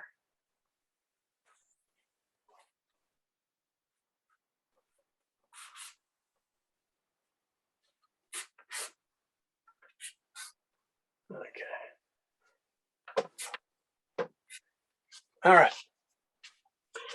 All right. Cleaning up. Let's do some cleanup. I'm going to start on her bottom dress. I'm going to try and get a few undercolors done, put on in this, some of the pinks and stuff. I'm going to put a little more pink into it in here. Not much. It's just slightly. I'm going to put some colors over this, but I just want to establish a little bit of pink in here too. Because I got green. I just want to get a little pink in this color. So when I put the highlight in, you'll have something to grab into and Phthalo. Okay, that should do it. Okay. All right, this is that ochreish. Basically, started with phthalo green, cad orange, or cad red. Then we added white, a lot of white, and then we added a little ochre to it and stuff. This is the one, not the darkest color, but it's, you know, it's a basic color for this thing. I'm going to put that in, see if I can get it in, start it up at her hip and bring it all the way down into her dress. So I want to start it at an angle up here, turn it, bring it straight down and into her foot and stop it right at her foot. And I'll do it again. If I don't have to do as much, I can start down here at her foot and just pretty much make a little long triangle here up the side here just by twisting my brush, cutting back into on up. It looks like I moved it over a little bit, but it'll be fine. I can fix any of this stuff. Everything on, so that's gonna be my light side. Over here is gonna be a little bit darker. So I'm gonna go over here. This is doesn't have any. This is the color without any ochre in it, so it's a little redder, but it doesn't have that yellow in it. So I can use that on this side for the highlights and start to give it some space. So it's just slightly darker than this, and get the. What I'm trying to do is just leave little gaps of the brown showing through.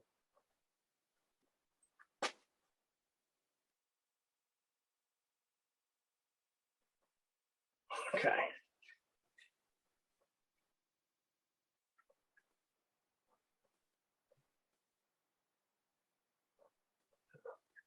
Cut that way. All right.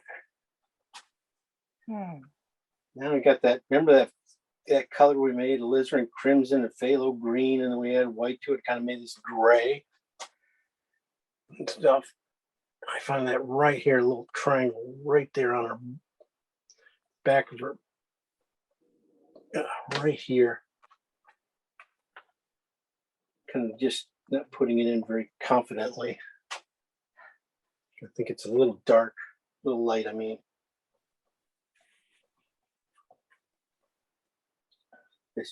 Everything went a little bit, just a little light for some reason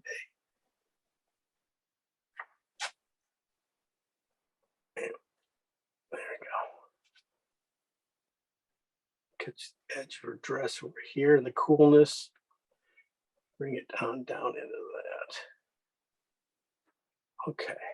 This will also be nice shadows on the side of her dress. Gonna make it up. I gotta make it slightly darker. It's not dark enough. Too much white. Alizarin phthalo green again. A little bit of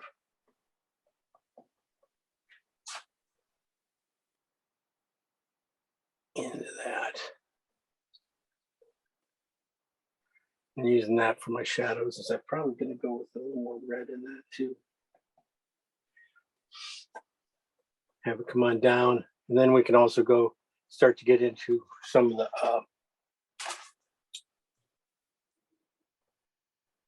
there you go. Yeah, much better. Now that might even be cad red and phthalo. White. Just checking real quick. Just feels a little cool. Let's get it right for you guys, since it's only a few of us here. So that just looks a little odd. This feels a little bit better. Slightly better.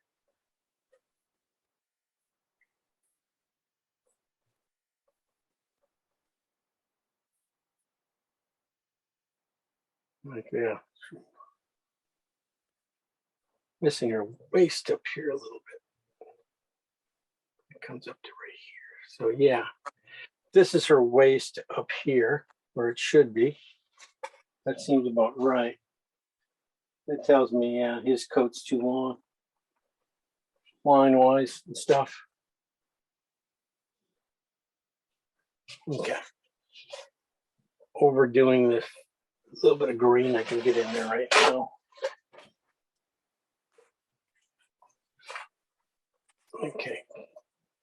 I'm gonna go in and start doing this is the phthalo green and cad orange again. Richness and stuff. This is full strength almost. Not too much white in it. And I'm gonna use that on the shadow sides of her top part up here. A lot of colors for something that you know, doesn't look like it has much. Yeah.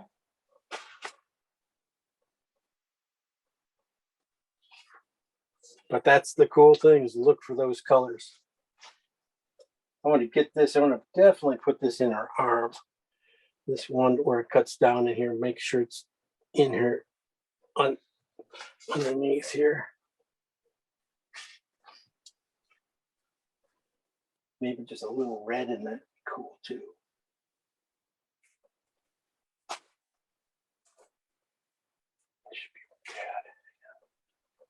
Should be cat again. Cat red. Just a little bit warmer. Okay. Well, I got basics done on this. Get her. All right.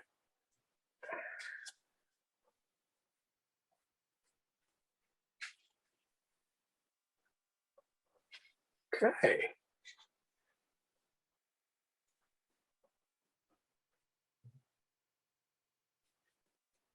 All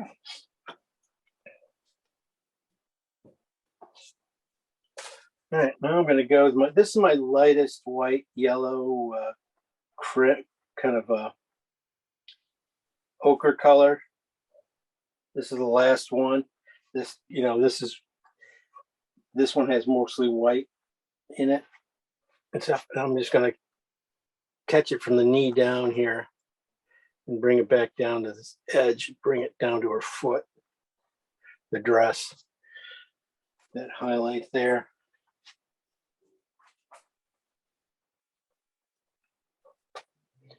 And just catch the top edges of the fabric here and there.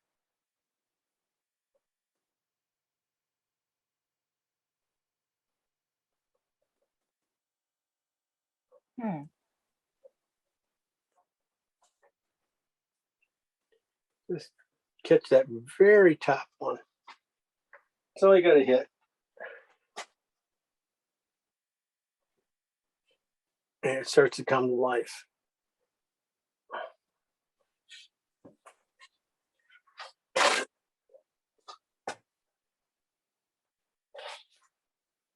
Okay. Now I'll go with my white blue. This is that white blue stuff. I'm going to put that right in here. That's just like just so great. Oh, missed it. Yes.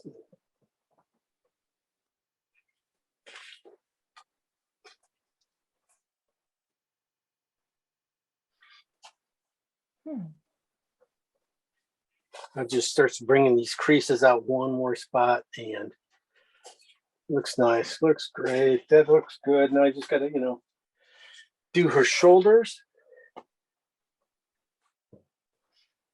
That's about the right amount of time for doing something like this. 10 o'clock? Yeah. Well, for you must be exhausted. Nah, I don't get tired.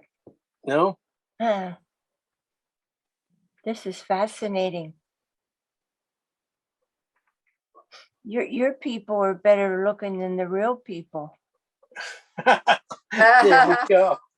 There we go. They have excitement about them. Yeah, they have a little bit, it doesn't really take sometimes too much to add to these guys. And but it's just also taking it easy too, because you get carried away pretty quick. One of the things also I was going to say about these two is, like I said, he's kind of round, a little chunkier than he should be. Yeah, when you're doing these things, if you're doing them for somebody or something, usually the key thing is always make them a little thinner and better looking than they are. That's what Singer Sargent would have done. He would have, those people really never looked exactly like that. He always made them look so much better. Yeah. So I did basically a square for the shoulder there. I painted like a square rectangle up here. In here, just kind of really heavy duty though.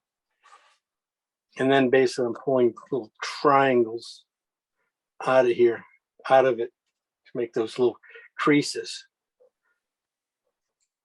And that's what all you're going to find is just all it is really just little triangles going around and getting them to go down the right, spots.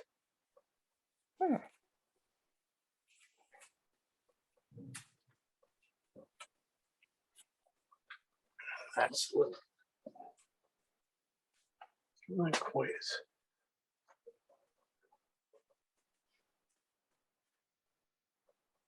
Mine is mush, so I'm just going to keep You're watching. done? No, mine is just mush, so I really can't do much with it.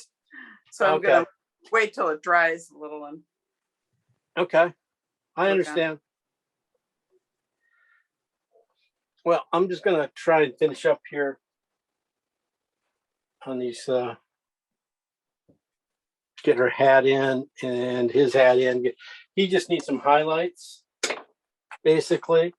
And she needs, the hat in. I'm going to change brushes. That brush is too big for the rest of the hats. Let's see about this size. Go down to about a 10.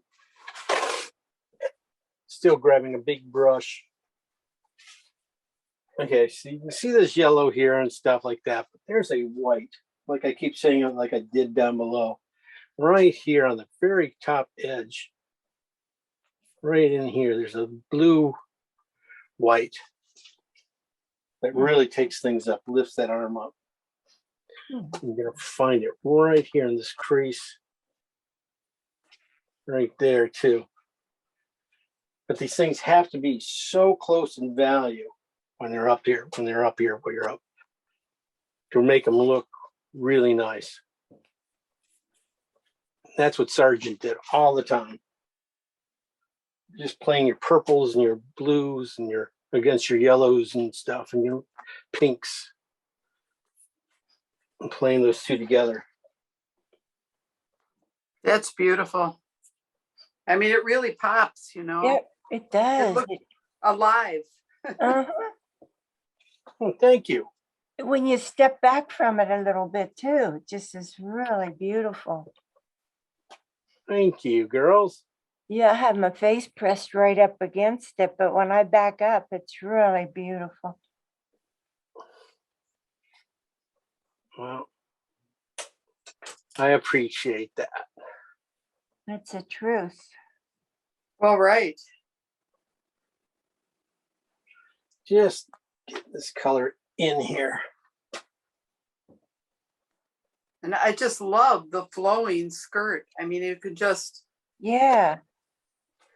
Yeah, you don't have to, as you guys saw it, I painted that with like 5 strokes. And that's the really, you don't have to do too many more. Now, like if we want to do the flowers, going back in and putting flowers in, it's all wet on wet. Basically, you just got to follow those lines and put them in. That one went a little bit long right away. Push it back. That's a nice thing about heavy paint. You can make mistakes and just fix them up.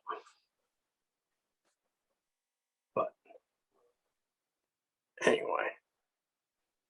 So what's your daughter coming over? Is that what she's going to do? Oh, I don't think so. I think they're hoping that it'll go back on at 1 a.m. But if not, it's supposed to go on in the morning. But they've asked for a tree to be removed. It's in the neighbor's yard because it's been on the power lines for years. So it's discouraging. Oh, yeah. Ahmed. Yeah, I know. Come on, guys, do your job one time.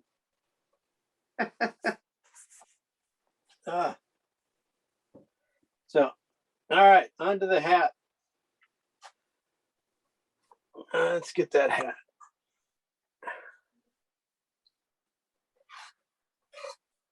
I'll just take it all the way over. This is just alizarin crimson and just a little burnt umber into it. Probably a little white too. Yeah, it has to have white in it. I'm going to keep it heavy right there on that corner, a little heavier with burnt umber. And the red here on this corner. I'll be using vertical strokes for that to make it nice and simple. And then I'll come back and do the over here and do another vertical stroke. Basic vertical strokes for the hat. Maybe add just a little bit of yellow to that. Okay. And then, I got to get the shadow too. Tough thing is always remembering that, that shadow going across the hat. There you go.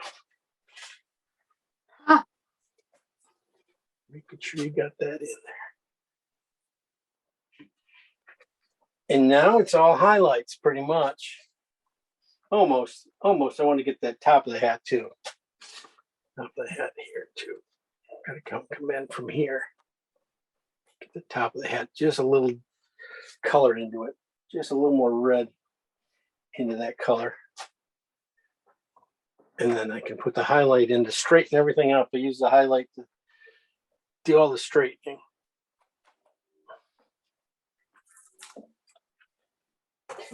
Let's see, I'm going to go with one brush down.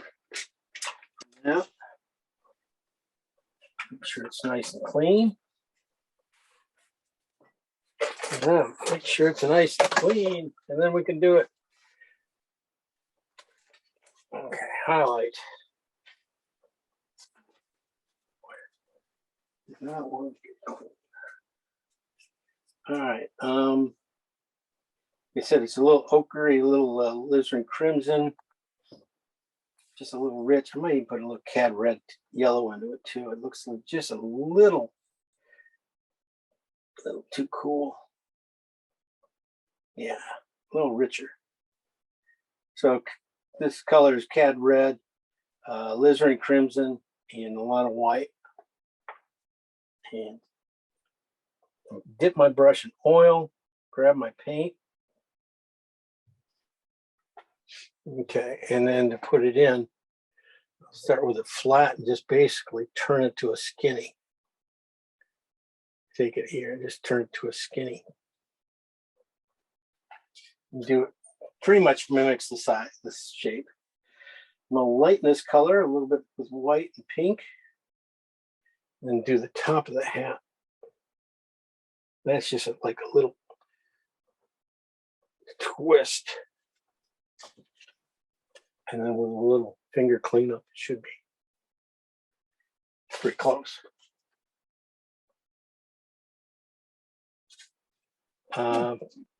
Yeah, that's about it. It's not,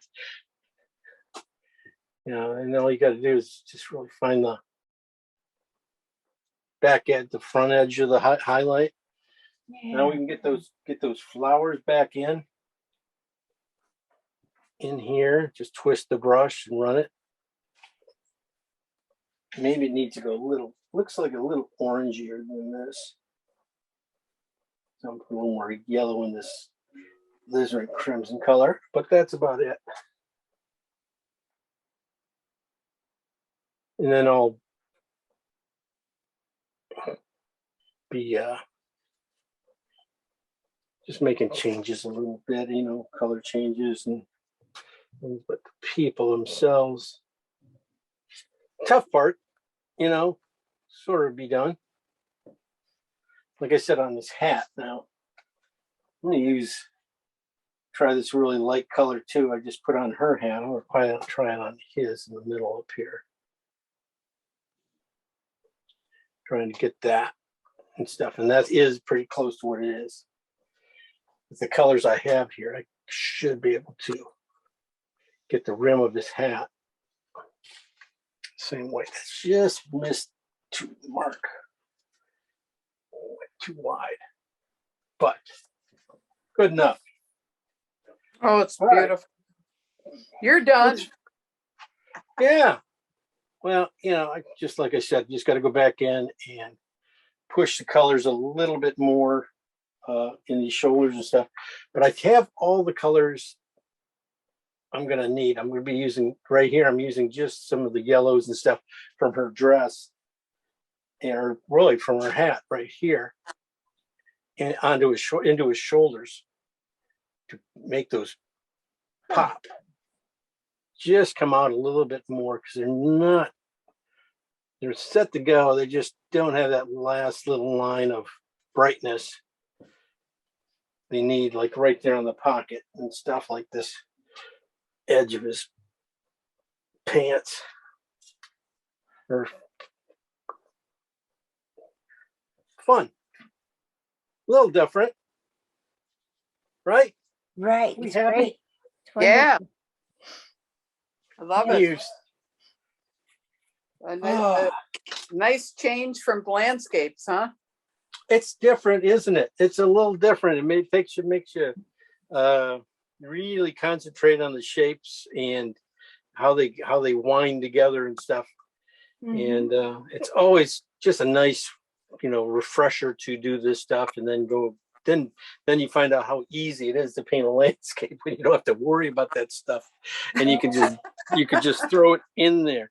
Okay, Lynette, since you're the only one who painted tonight, I guess we get to beat up on you. Oh, well, it's I didn't do much more. I did like a hat, I think, or something. So because it was getting so mushy. I know. Let me take a look. But you know that's always my excuse. I have to have an excuse. I know, but your drawing was so good. Okay. Oh yeah, looks good. Very nice. Very, very nice. I think you could still get those highlights in the top for her hat and stuff. I think you get those, brighten those guys up. Yeah. When you hit those guys one more time, that's going to be really nice. I don't even mind the color of her sweater. It doesn't look, it's interesting and stuff. Okay. Let's see your pant. And I like the colors you've got going into her bottom of her dress, the purples and the warms and stuff, the blues and the warms and stuff going back. Really kind of cool. Okay. Really, they feel really nice. Try not to lose those. I think the back of his foot, his leg, yeah, that could be brighter. Okay. His pant leg, they were bent and stuff, could be brighter. Then just soften those areas in the shoulders a little bit. Yeah. Into, certain shapes. And I don't know, he looks like he has a cowboy hat on, but I don't mind it.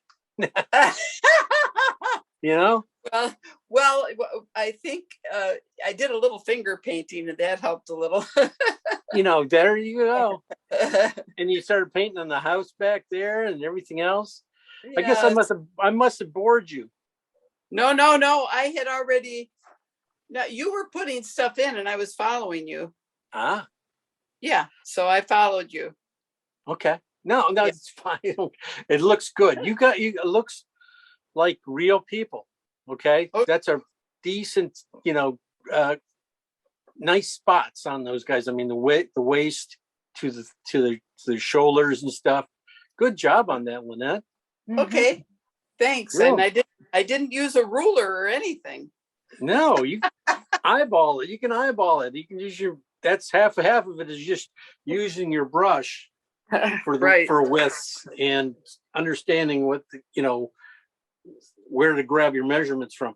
That's and then being oiled and stuff, we can always just change that. Yeah. Thickness is pretty easily. So I got you got room to play with. You got the background, the grass and stuff to thin out some areas, or pushing the shoulder here and there and stuff. So Well, I'm looking forward to seeing yours and then copying you. So you are there. You are doing great. I'm good at copying. Oh, I know. A little. You painted. I've seen you painted that boat one I saw behind you and stuff all on your own, and you did a great job on that. The boat harbor that you did, you got board. Yeah, yours is beautiful. Boy. Yeah, but you did this one all on your own without my help. But you kind of, you channeled me a little bit. But that's what you got to do. Yeah. And that's what you do when you do other paintings. You go, how would somebody else, how would he do this, or what the thinking that went into it? And I think you've been. It's really nice to see you paint other things and stuff. So you go on your own and paint some stuff. Yeah, it shows you really enjoy it. I did the Isle of Skye. Oh, did you? But what I did is I did it from the painting, from the picture, exactly the reference picture. You did it differently with your workshop, I saw. Oh, I made them. Yeah. I couldn't. Yeah. I couldn't just paint it in front of them, paint it exactly the way it looked. So I had to, or else I'd look, oh, he doesn't paint photos. Paint the photo. Creative, yeah. Yeah, you got to know what to take out, what to twist, what to move, and how to. You still got to work your design in there and stuff. So right. I think you're doing, but that looks really good. I'm going to say the colors are clean. You. The colors are very clean, and you're so far from where you started. Yeah, you really are. Congrats. Well, thanks to you. Thanks to the classes. Yeah. Okay. Thanks for. All right. And Jane, thanks for everything. Thanks for joining us. And we got one of yours coming up again. And thanks for the cows. The cows are a big hit. Yeah, the cows were cute, weren't they? They really were. Did you sell that, or you're exhibiting that? That was accepted. Yeah. Was it juried? It was juried, right? Yeah, we got juried. It's just an online class, online thing they did, but so I'll always have it and stuff. So yeah, that's great. Yeah. Well, if you see any more of my pictures, just take them, or put like on it, and then I'll send them to you. Okay. Well, thanks, Jane. Sure. I mean, I do a lot of photographs. That's all I do. Oh man, you've been taking some good ones. You got some. It's a good time of year, isn't it? Yeah, it's the leaves weren't good this year, but I think they might get a little bit better now. We had a cold spell. I hope. Ours is taking a little while too to change. So but if you want them, just grab them. Okay, thanks. Thank you. Hey. Well, thanks for the great class. Oh, well, thanks. We got it was just the right amount of people to paint in there and stuff. All we need is you. All right. That's right. And a brush. Okay. Well, we'll see you guys next week. We'll figure out what we're going to paint next week. Okay. Are we going to finish this up, or do you want to? I don't do something else. Let's see. We'll see how things go. Through the week, if anybody takes this, because those people are such, don't listen. Let's not go there. Let's be above it. That they didn't show up today. Let's say it. Wimps. This recorded. Wimps. I don't know if they were scared of this or what. Will you still send the recording out? Yeah, I'm sending the recording and that stuff. Because I'm gonna do it. You'll see. Okay, you gonna do the house and everything then? Yeah, but the people, I mean, just the way you lay a stroke down and you don't blend it over like I do too much of it, you know. You lay a stroke and you leave it. It's the toughest thing to do. Yeah. It is. To know that I got another stroke that's going to go on here. So just leave it. And let the next stroke do all the work. Yeah. Yeah. That's You the gotta thing. think. I think about it. I have to think about it before I paint something. Yeah. That's why I don't paint with you. I'm still thinking. Okay. You're fine. Your paintings you've done some really nice ones. So You it'll be a joy to see this one. See how far it goes. Yeah. Yeah. Well. Yeah. Okay. Thank you so much. And All right, thank you. girls. We Take will care. catch you next week. Okay. Okay. Bye-bye. right. Bye. Bye. Bye, Lynette. Bye, Jane. Bye-bye. Bye. Bye.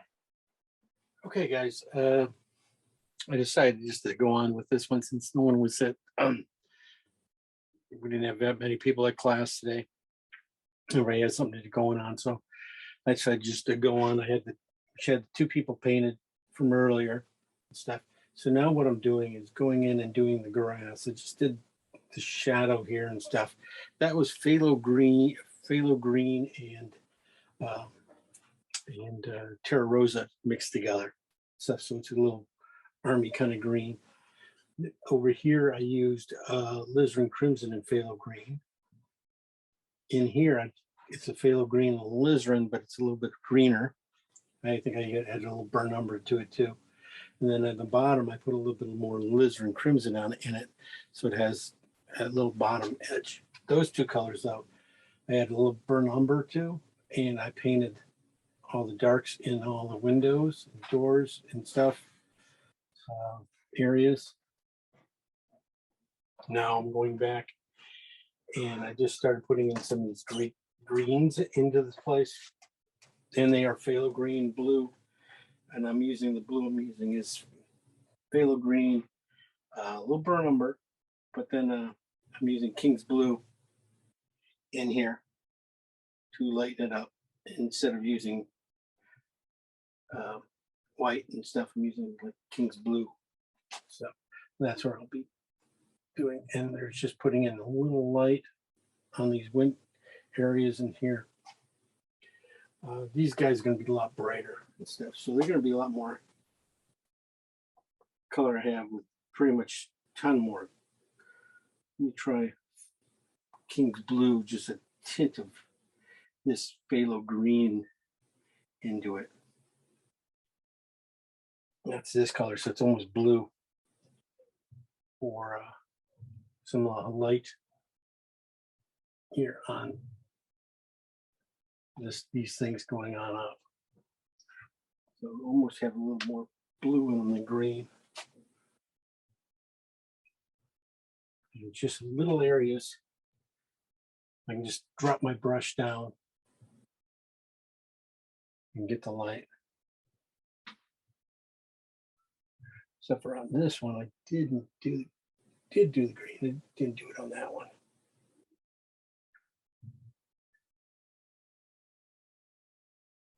So, and this one really doesn't get much to it. This one gets a little bit of an edge right here. And, here's a touch edge here. A little more light maybe. I go glass there.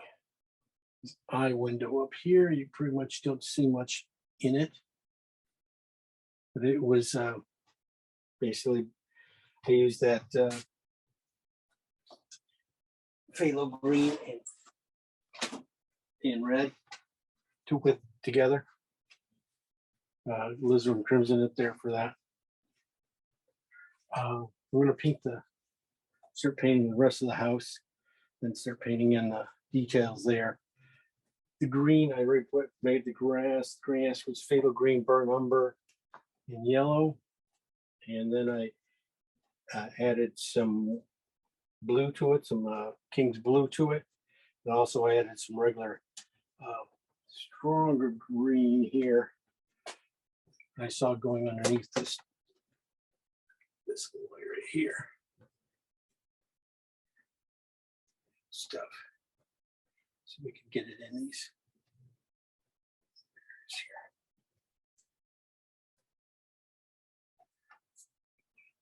Work it in.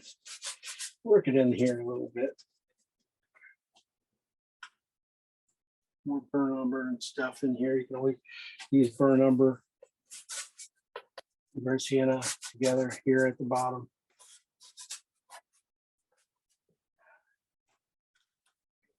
Beat the hell out of my brush, so I'm not gonna take it easy. I'm not gonna use this brush.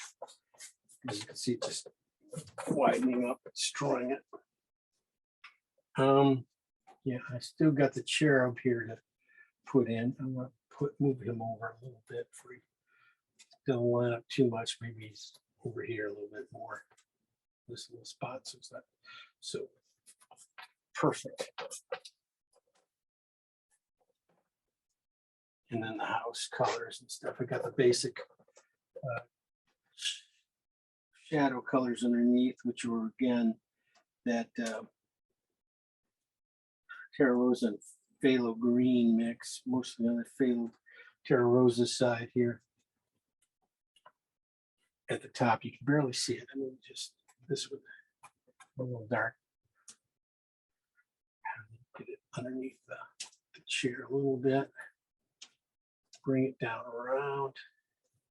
Edge of the house. Back here.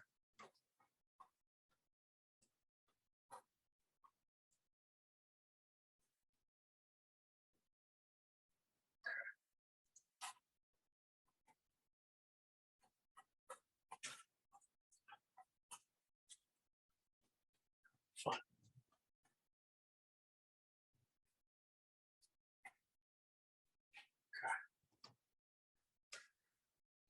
And the sky over here has a little blue in it. This is a little lighter green.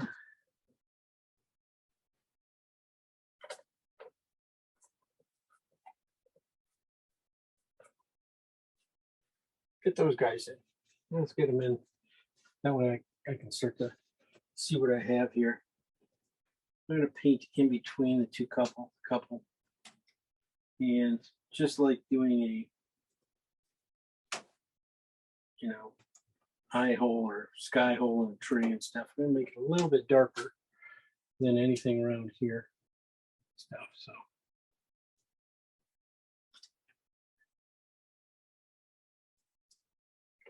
bring it in.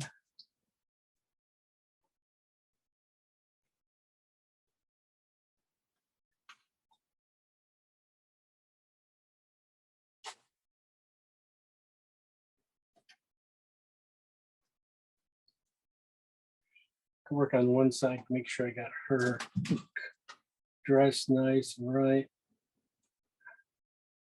And I'll come back and trim him out a little bit. He got, like I kept saying all night, he got a little wide. So now here's time to put him on a diet. Yeah, you can see right there how much he has to go in. All the way up.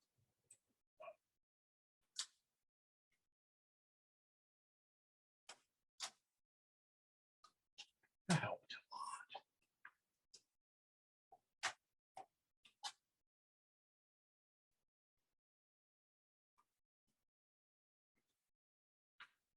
Same with his legs, in between his legs.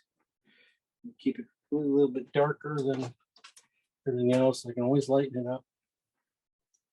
Same thing, I'm just gonna clean up these edges.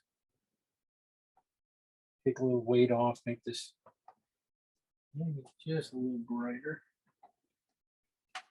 What do I have here? Green wise going up. That helped a lot. Yeah, bringing it down.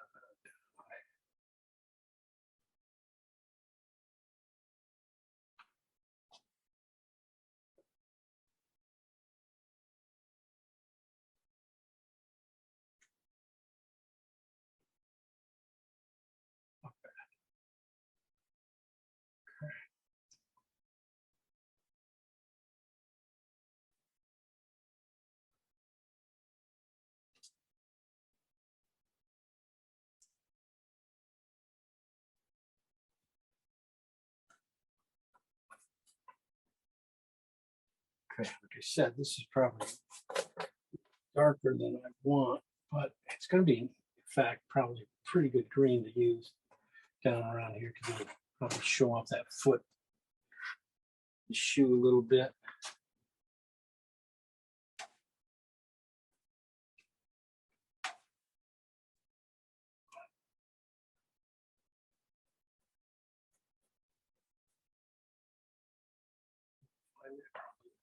Working in here too.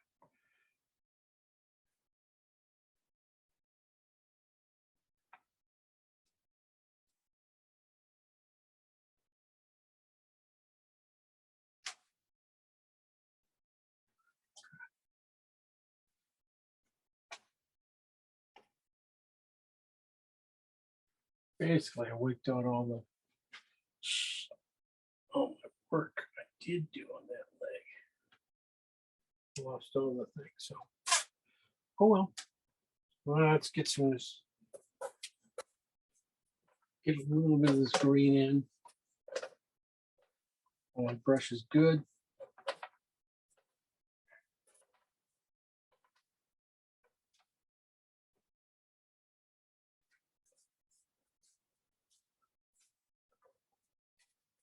And that dark green, I have the dark part of it.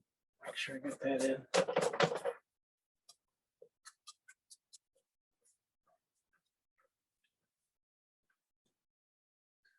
Now I go on lighter green.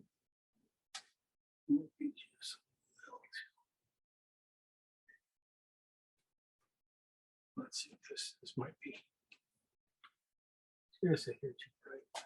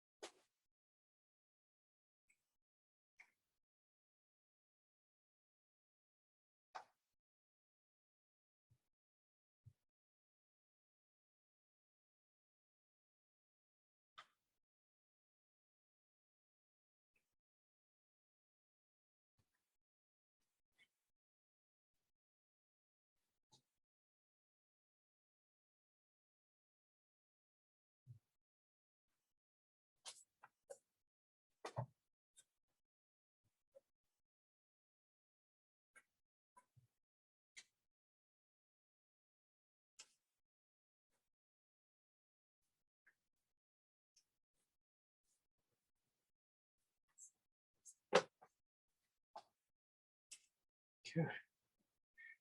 Yeah, this color here is just phthalo green and just a little bit of what was that? Burnt umber in it and yellow.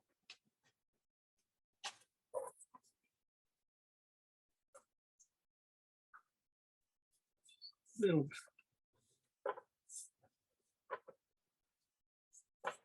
Now I'm just added just a little bit of his coat color into this color in this thing, just because I had a little beige left over. I wanted to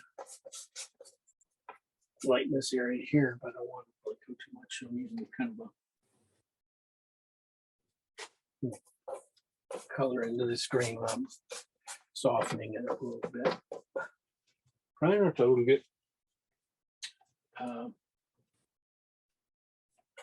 lose my strokes here. Good, clean, strong ones. Good enough.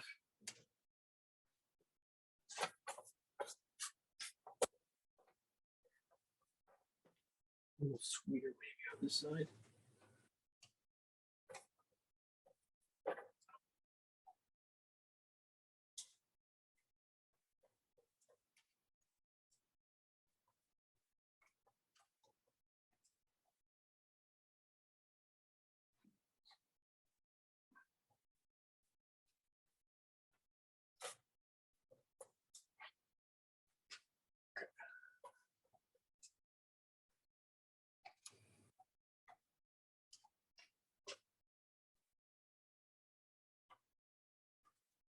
Use some of that green and wiping it off into these browns here. Everybody can do. Use a little greens into that reddish brown stuff. So I'm going in here too. It's in here.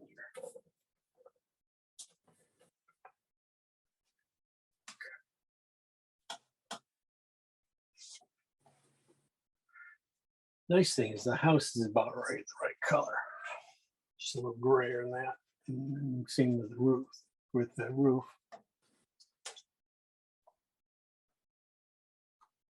So let's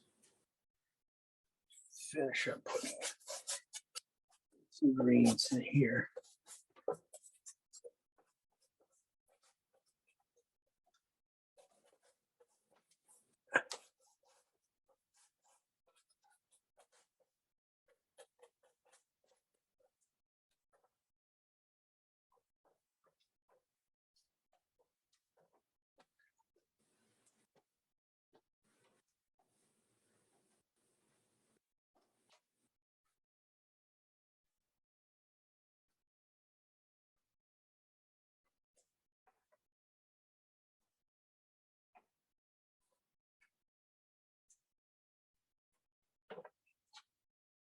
Okay, tell what color that is.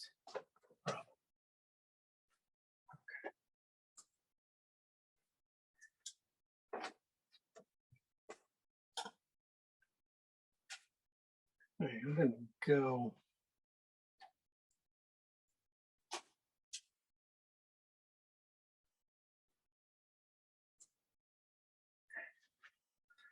Yes, here, right. Let's push it back into place. We'll run one brush over it.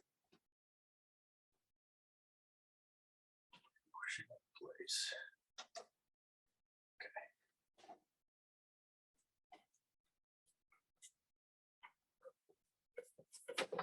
Push up a little bit.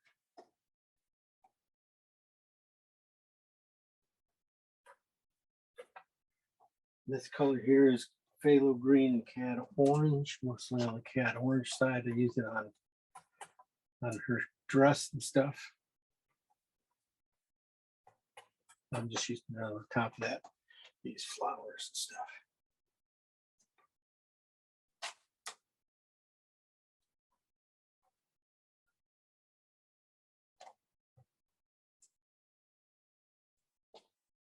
This green a little bit better.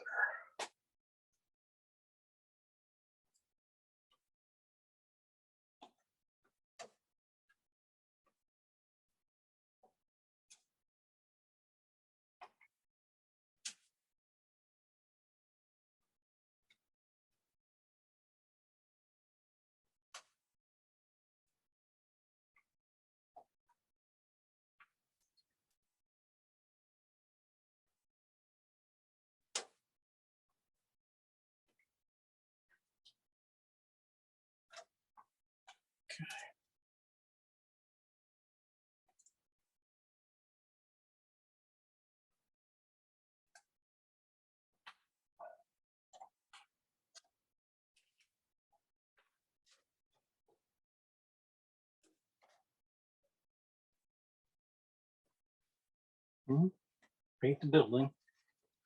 I'm gonna paint the shadow in first. And I'm gonna start with, I think, the burnt sienna blue. Do it. Burnt sienna blue and white.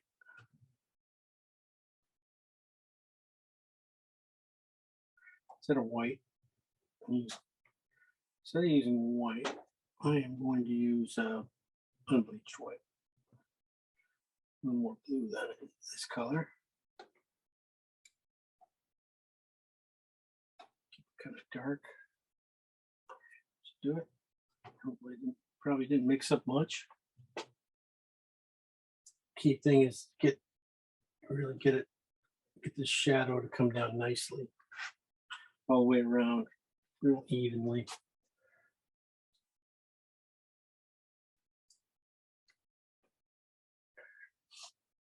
Might be here dark.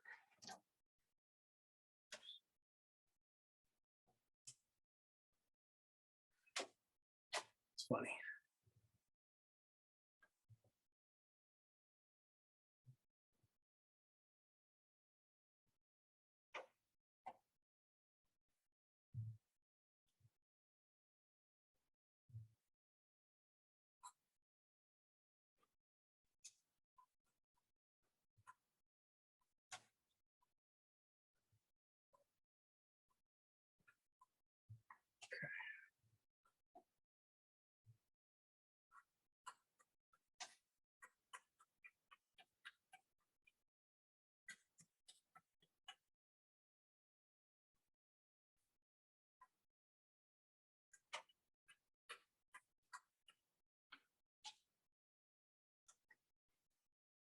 I'm gonna have to warm it up in the middle of this thing, but that's okay.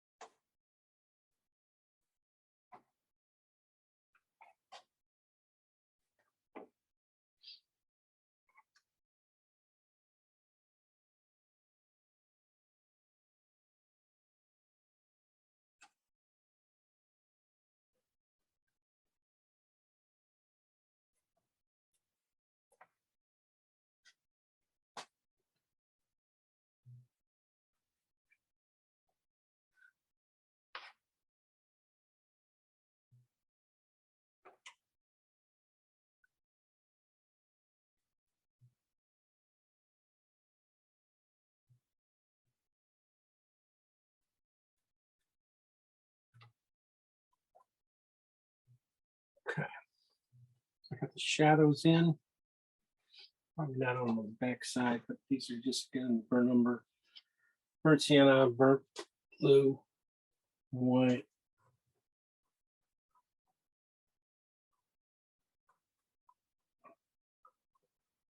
I'm gonna blur this back edge out here a little bit when I put the sky in. I'm gonna blur that out so it doesn't have, you know, this bird line coming down right through her head. Just really quite bad. Really dumb. Can't believe I did that. I think I'll just move everything over now. Just slide everything over like that out.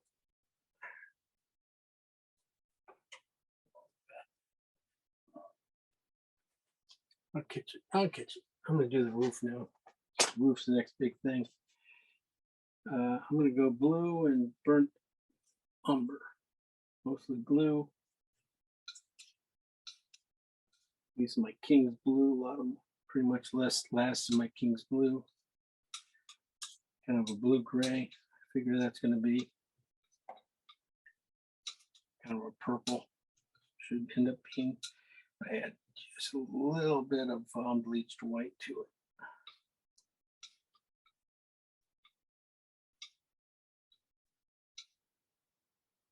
Wow, a little bit more.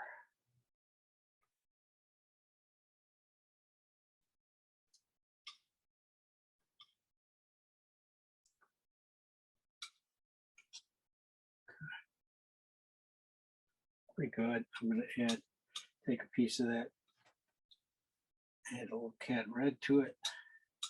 A little pink, I see. It's too much. Purple-ish. Really close. Add some more blue to it because I picked too much. There you go. That's a lot closer. White. Unbleached white. Bring it out just a little bit more.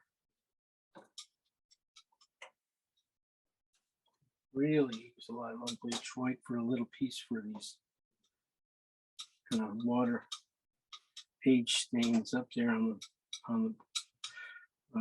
the slate.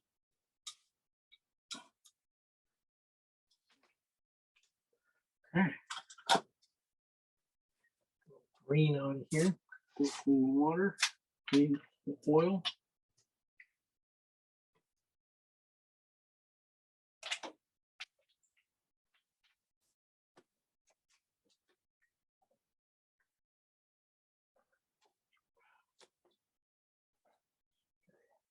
Start off with blue first. Put that at the top. Except I'm gonna move this over a little bit.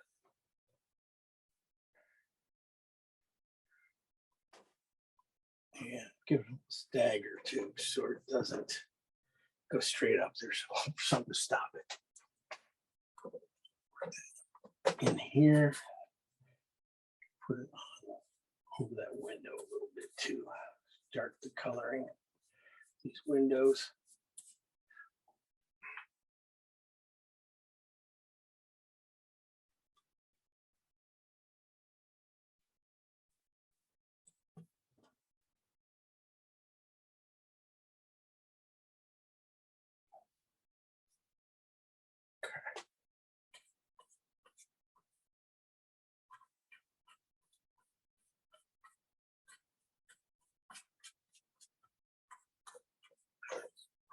In here and let it bleed. Okay. Now I'm going to go back in with some purples over it. This is the lizard phthalo green. No, it is blue, burnt umber, cat red, and blue. Brought back in. Just putting it in spots. Turn it. So I don't mix it all together. Then I just move on right down and get to my lighter versions of it that are around the outsides of the house here.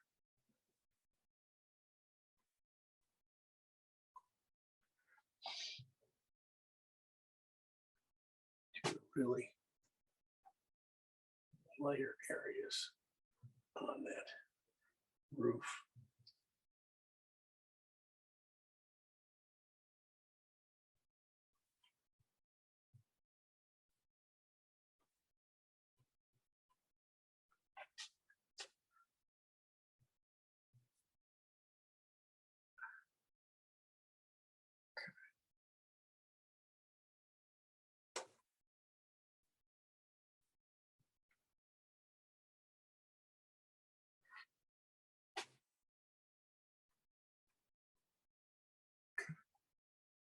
Just a little more work there. Get a few of these lower areas here. Touched up.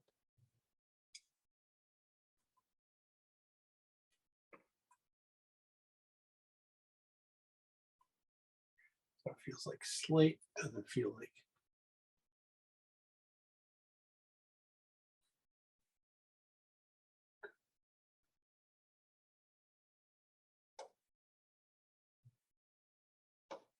So there, got a little more.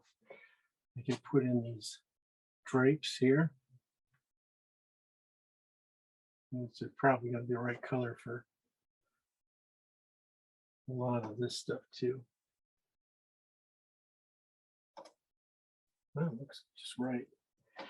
So this color here I'm using is again purple. It is started off with unbleached white, added to cad red, light cad red, light blue, and a little burnt umber stuff. So that's what this color is. Okay. And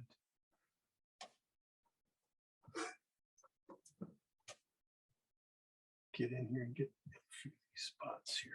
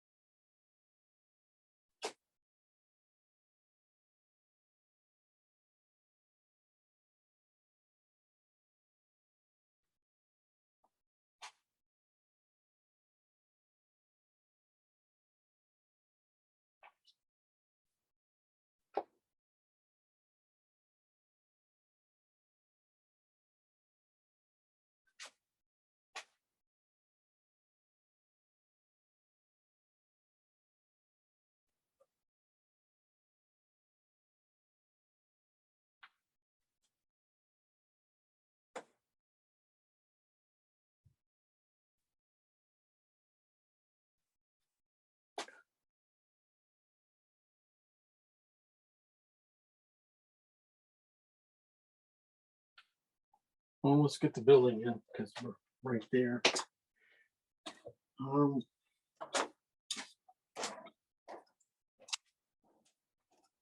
Yeah, that's what I thought. Burn umber, blue, a little cad red, and then I got a couple of versions for some lighter colors to go in here. Yeah, boy. Need my brush again. Well, this would be about it for today. I'm just going to brush this, paint this guy in. Now I'll come back in and we'll put the other guy in.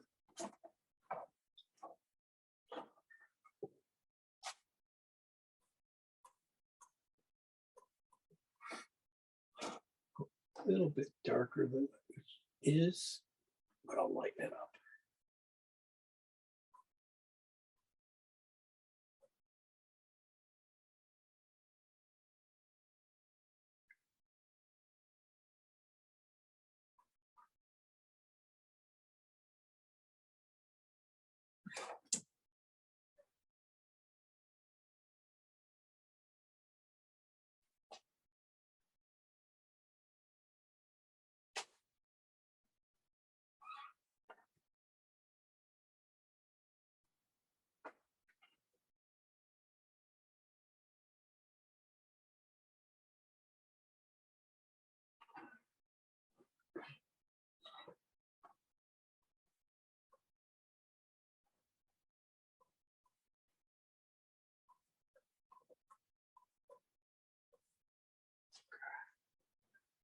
Just run this a few spots.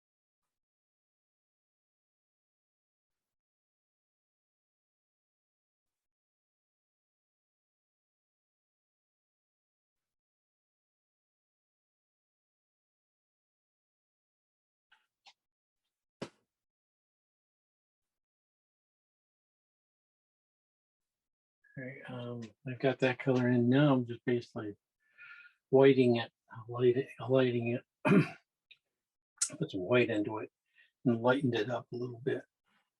And now I'm going to just,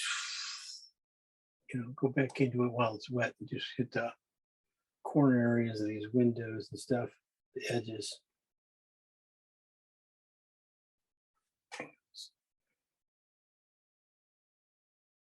Soften them up a little bit.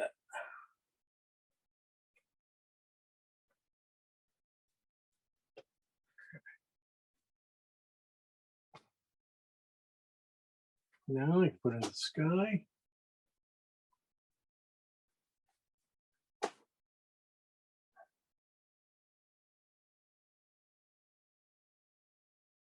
Yeah, I'm just going to use blue, burn umber, and white. Mostly blue though. I use King's blue instead. Last of it. Very close. More white.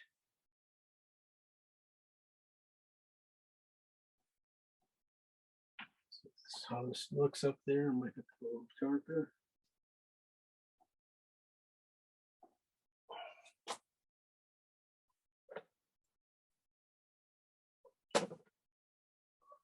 Gonna mix with the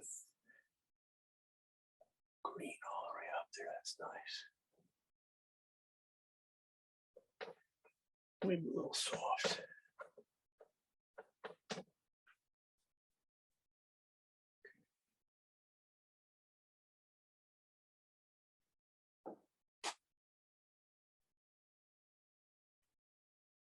As I come down, I'm lightening it up a little bit.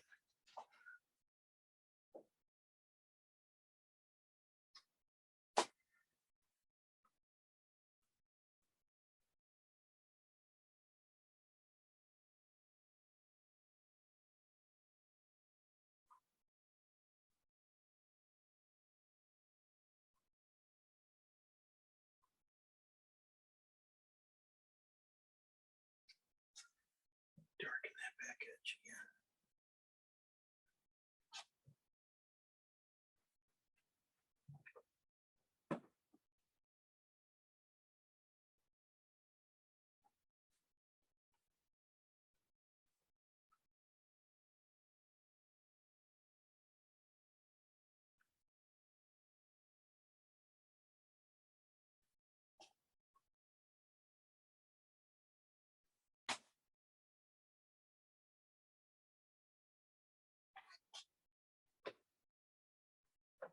All right.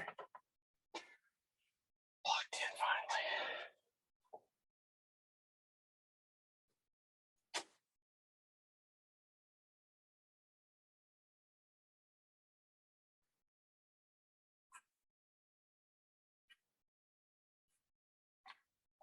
Around the outside, this is again burn umber blue and a little phthalo green.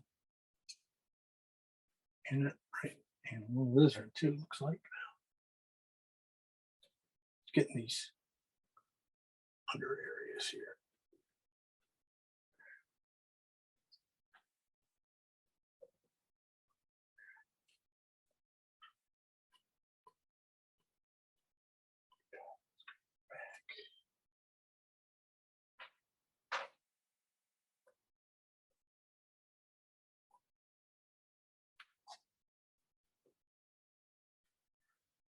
A little light on the house. Maybe we'll go a little purple in here.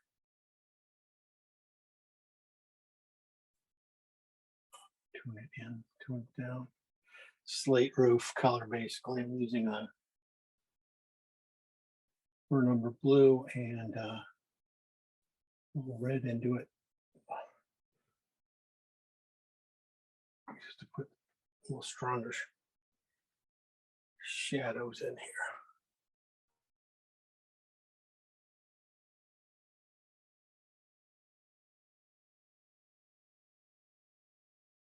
We'll mix the shadows too. Doesn't look too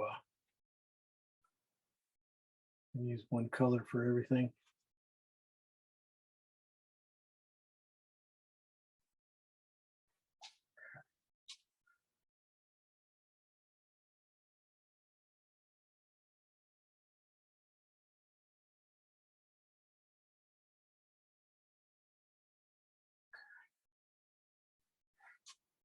That green there would be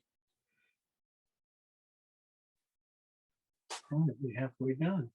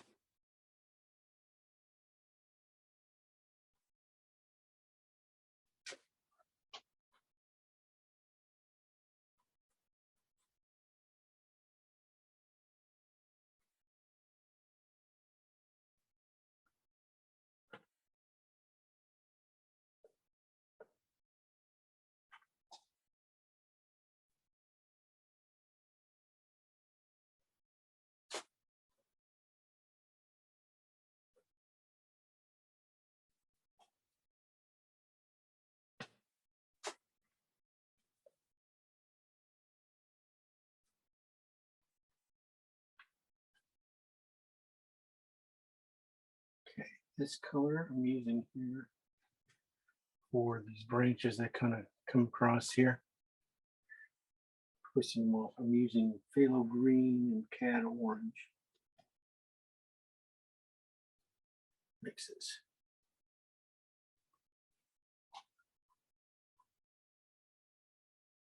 Very good.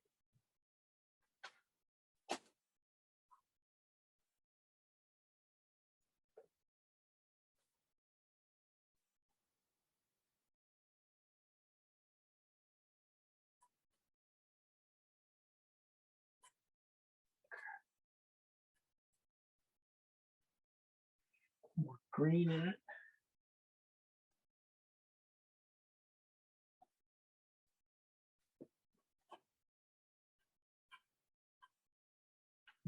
The brown. A little too sweet.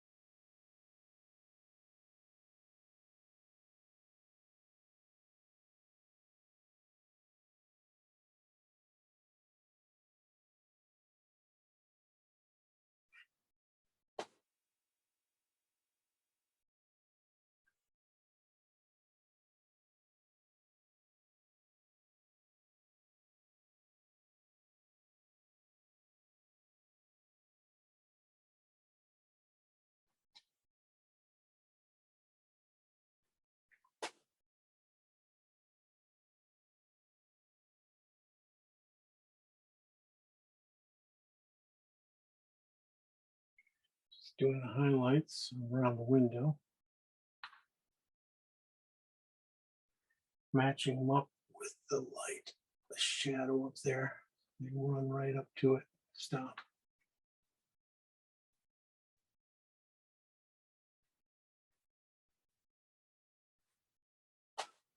This highlight is phthalo green, blue, gray. I use the roof purple with it and just a little bit of white.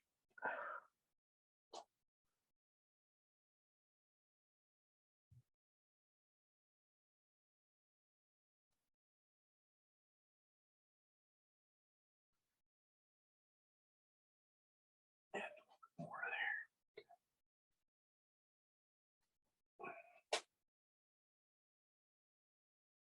These spots on the windows up here. Not much.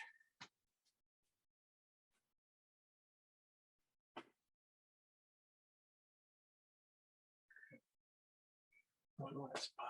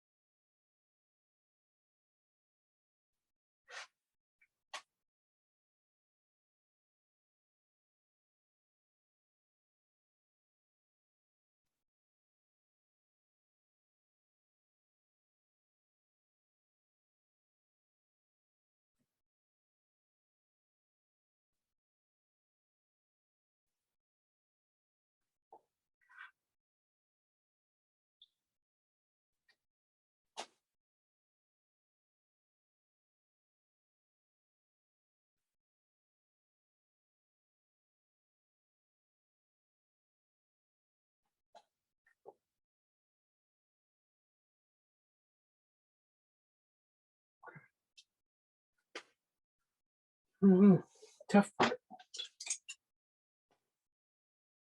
Put in the little nymph there, the garden nymph. It's right here. A little petal still.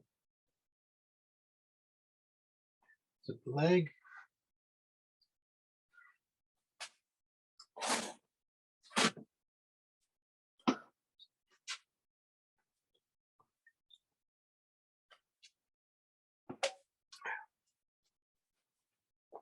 The width of his leg is the same height as his body. Noticing that. So we know that. Halfway.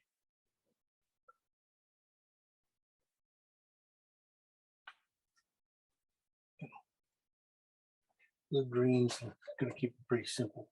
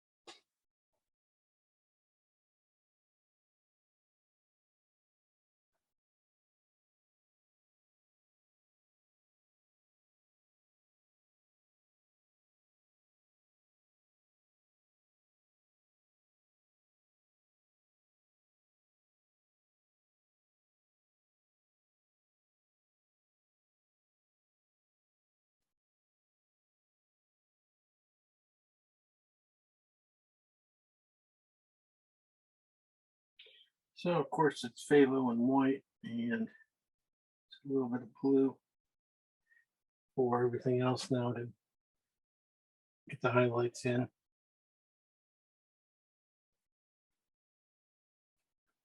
Little teeny highlights. So just picking out triangles. Again.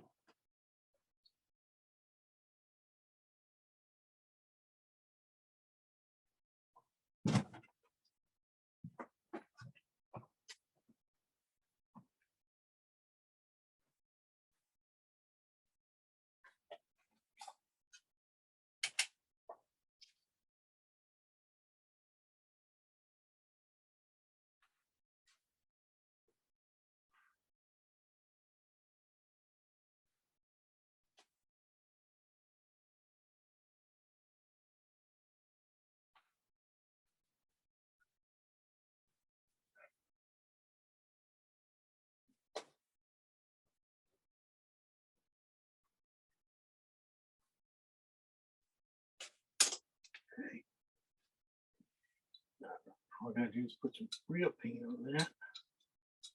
My knife, and I'm done.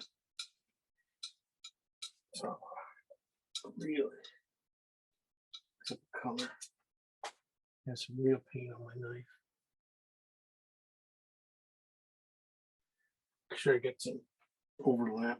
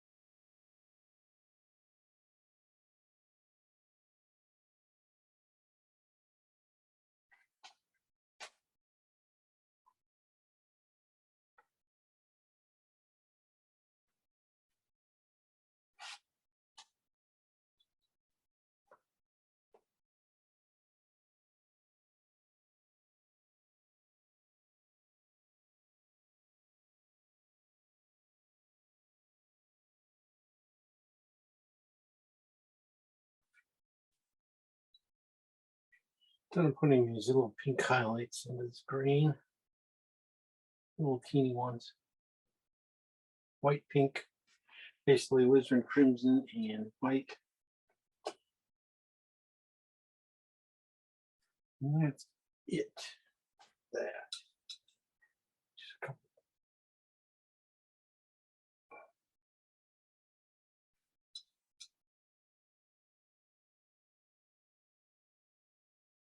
Okay.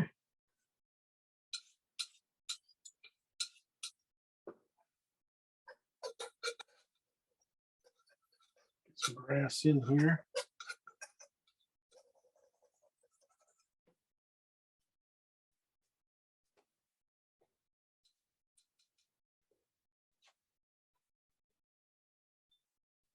Trees. Oops. Phthalo green. Alizarin crimson. These limbs.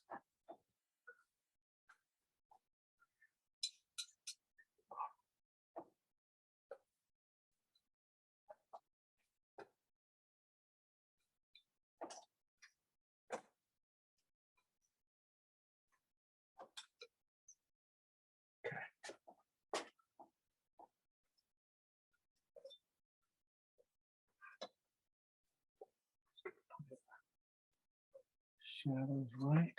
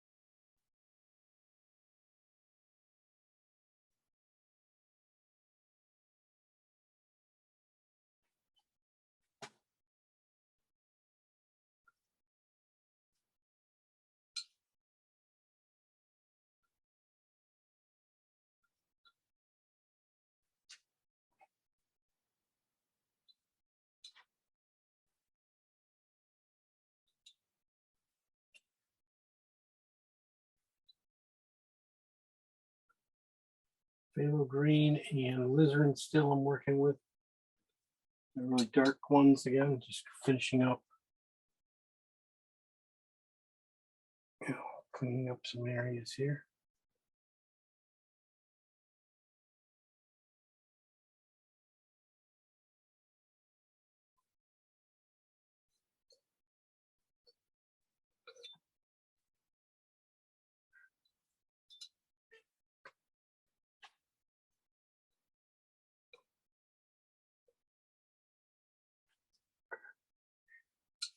Breaking up a little bit on the edges. Just a little knife work.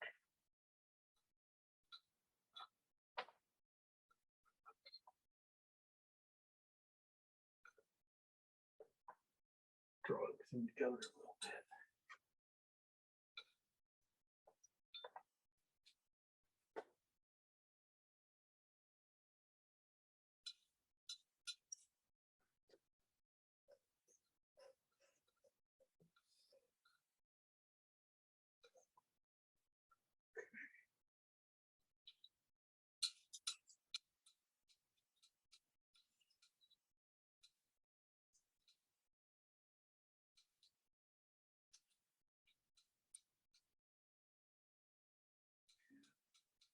That's right.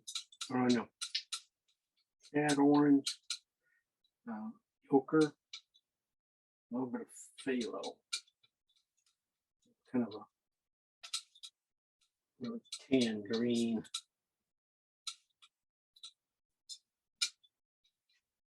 So I was thinking, yeah, going here just a little too dark, so I'll probably will lighten up some white.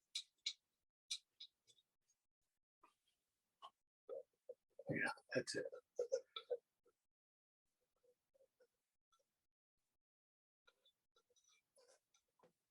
A few spots, just loosen it up. Put it in, scrape it in.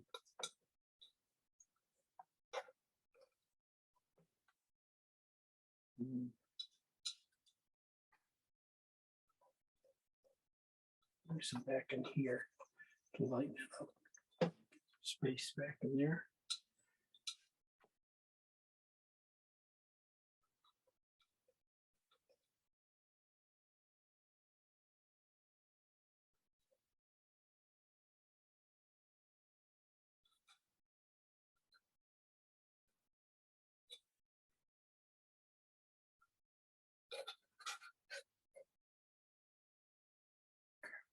Something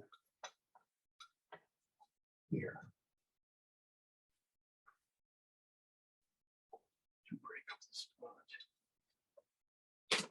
See, there's an idea like a door or something, another thing here. Soft, real soft. Push back in, push point back in. A little red in it, or brown number.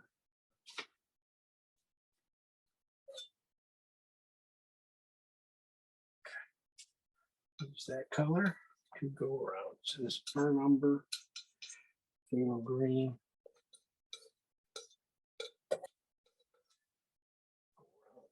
Probably still got a little bit of work to do on this.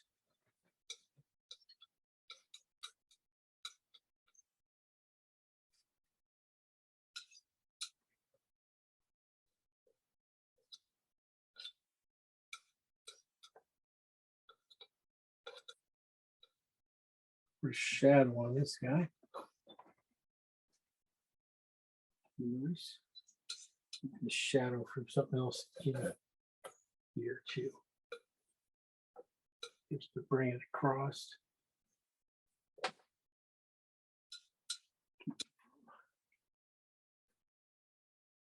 Interest rate here.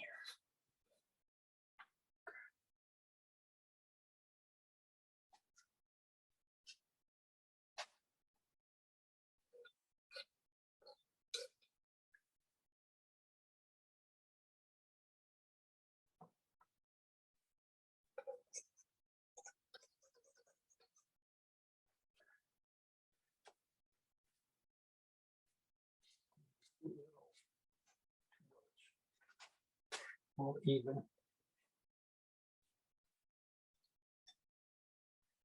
All right, take your time with that.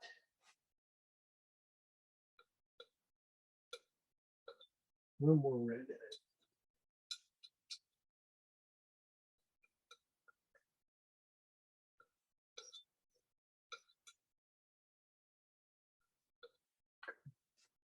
Oh, we didn't put in his. Okay.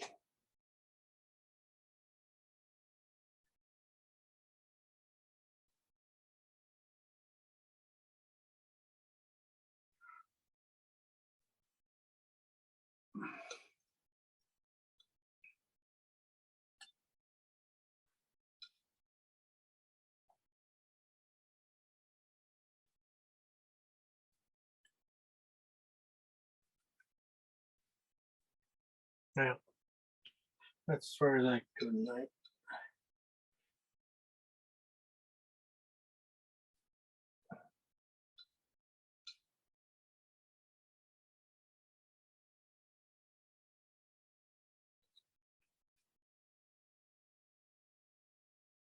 Too many highlights, too strong highlights.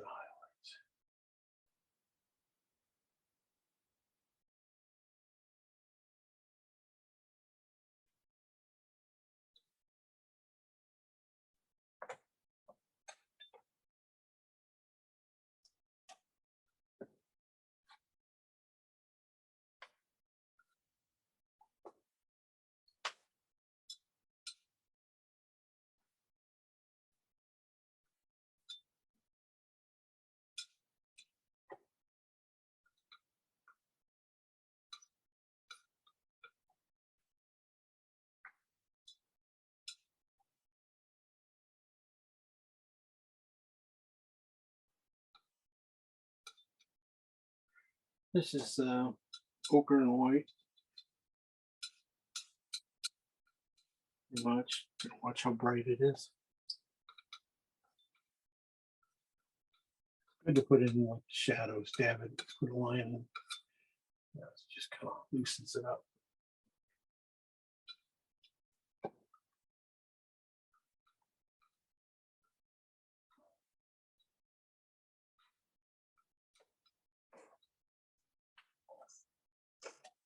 And that'll be it. Bring it back in, point it to her.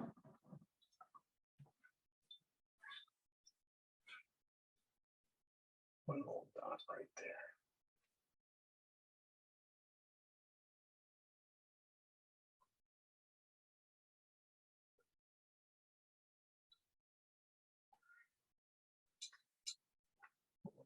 Yeah.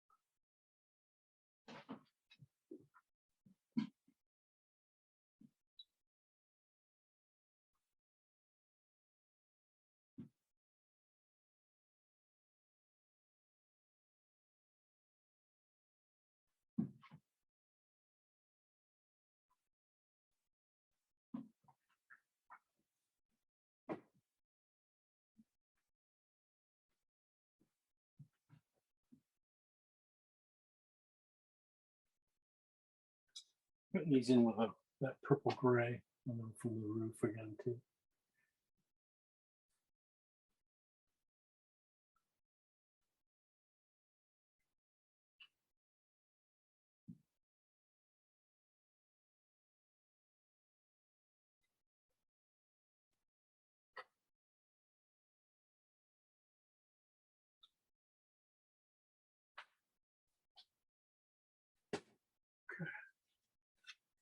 There's a couple orange, yellow oranges.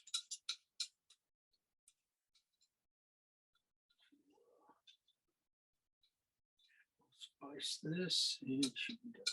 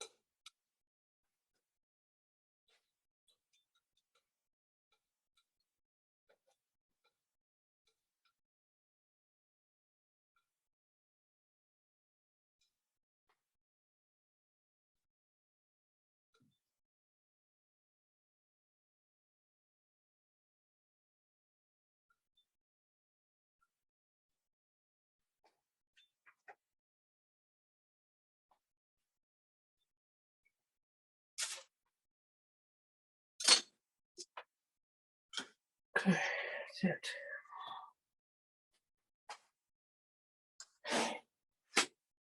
Okay, got my oranges in, got the thing done. We are done.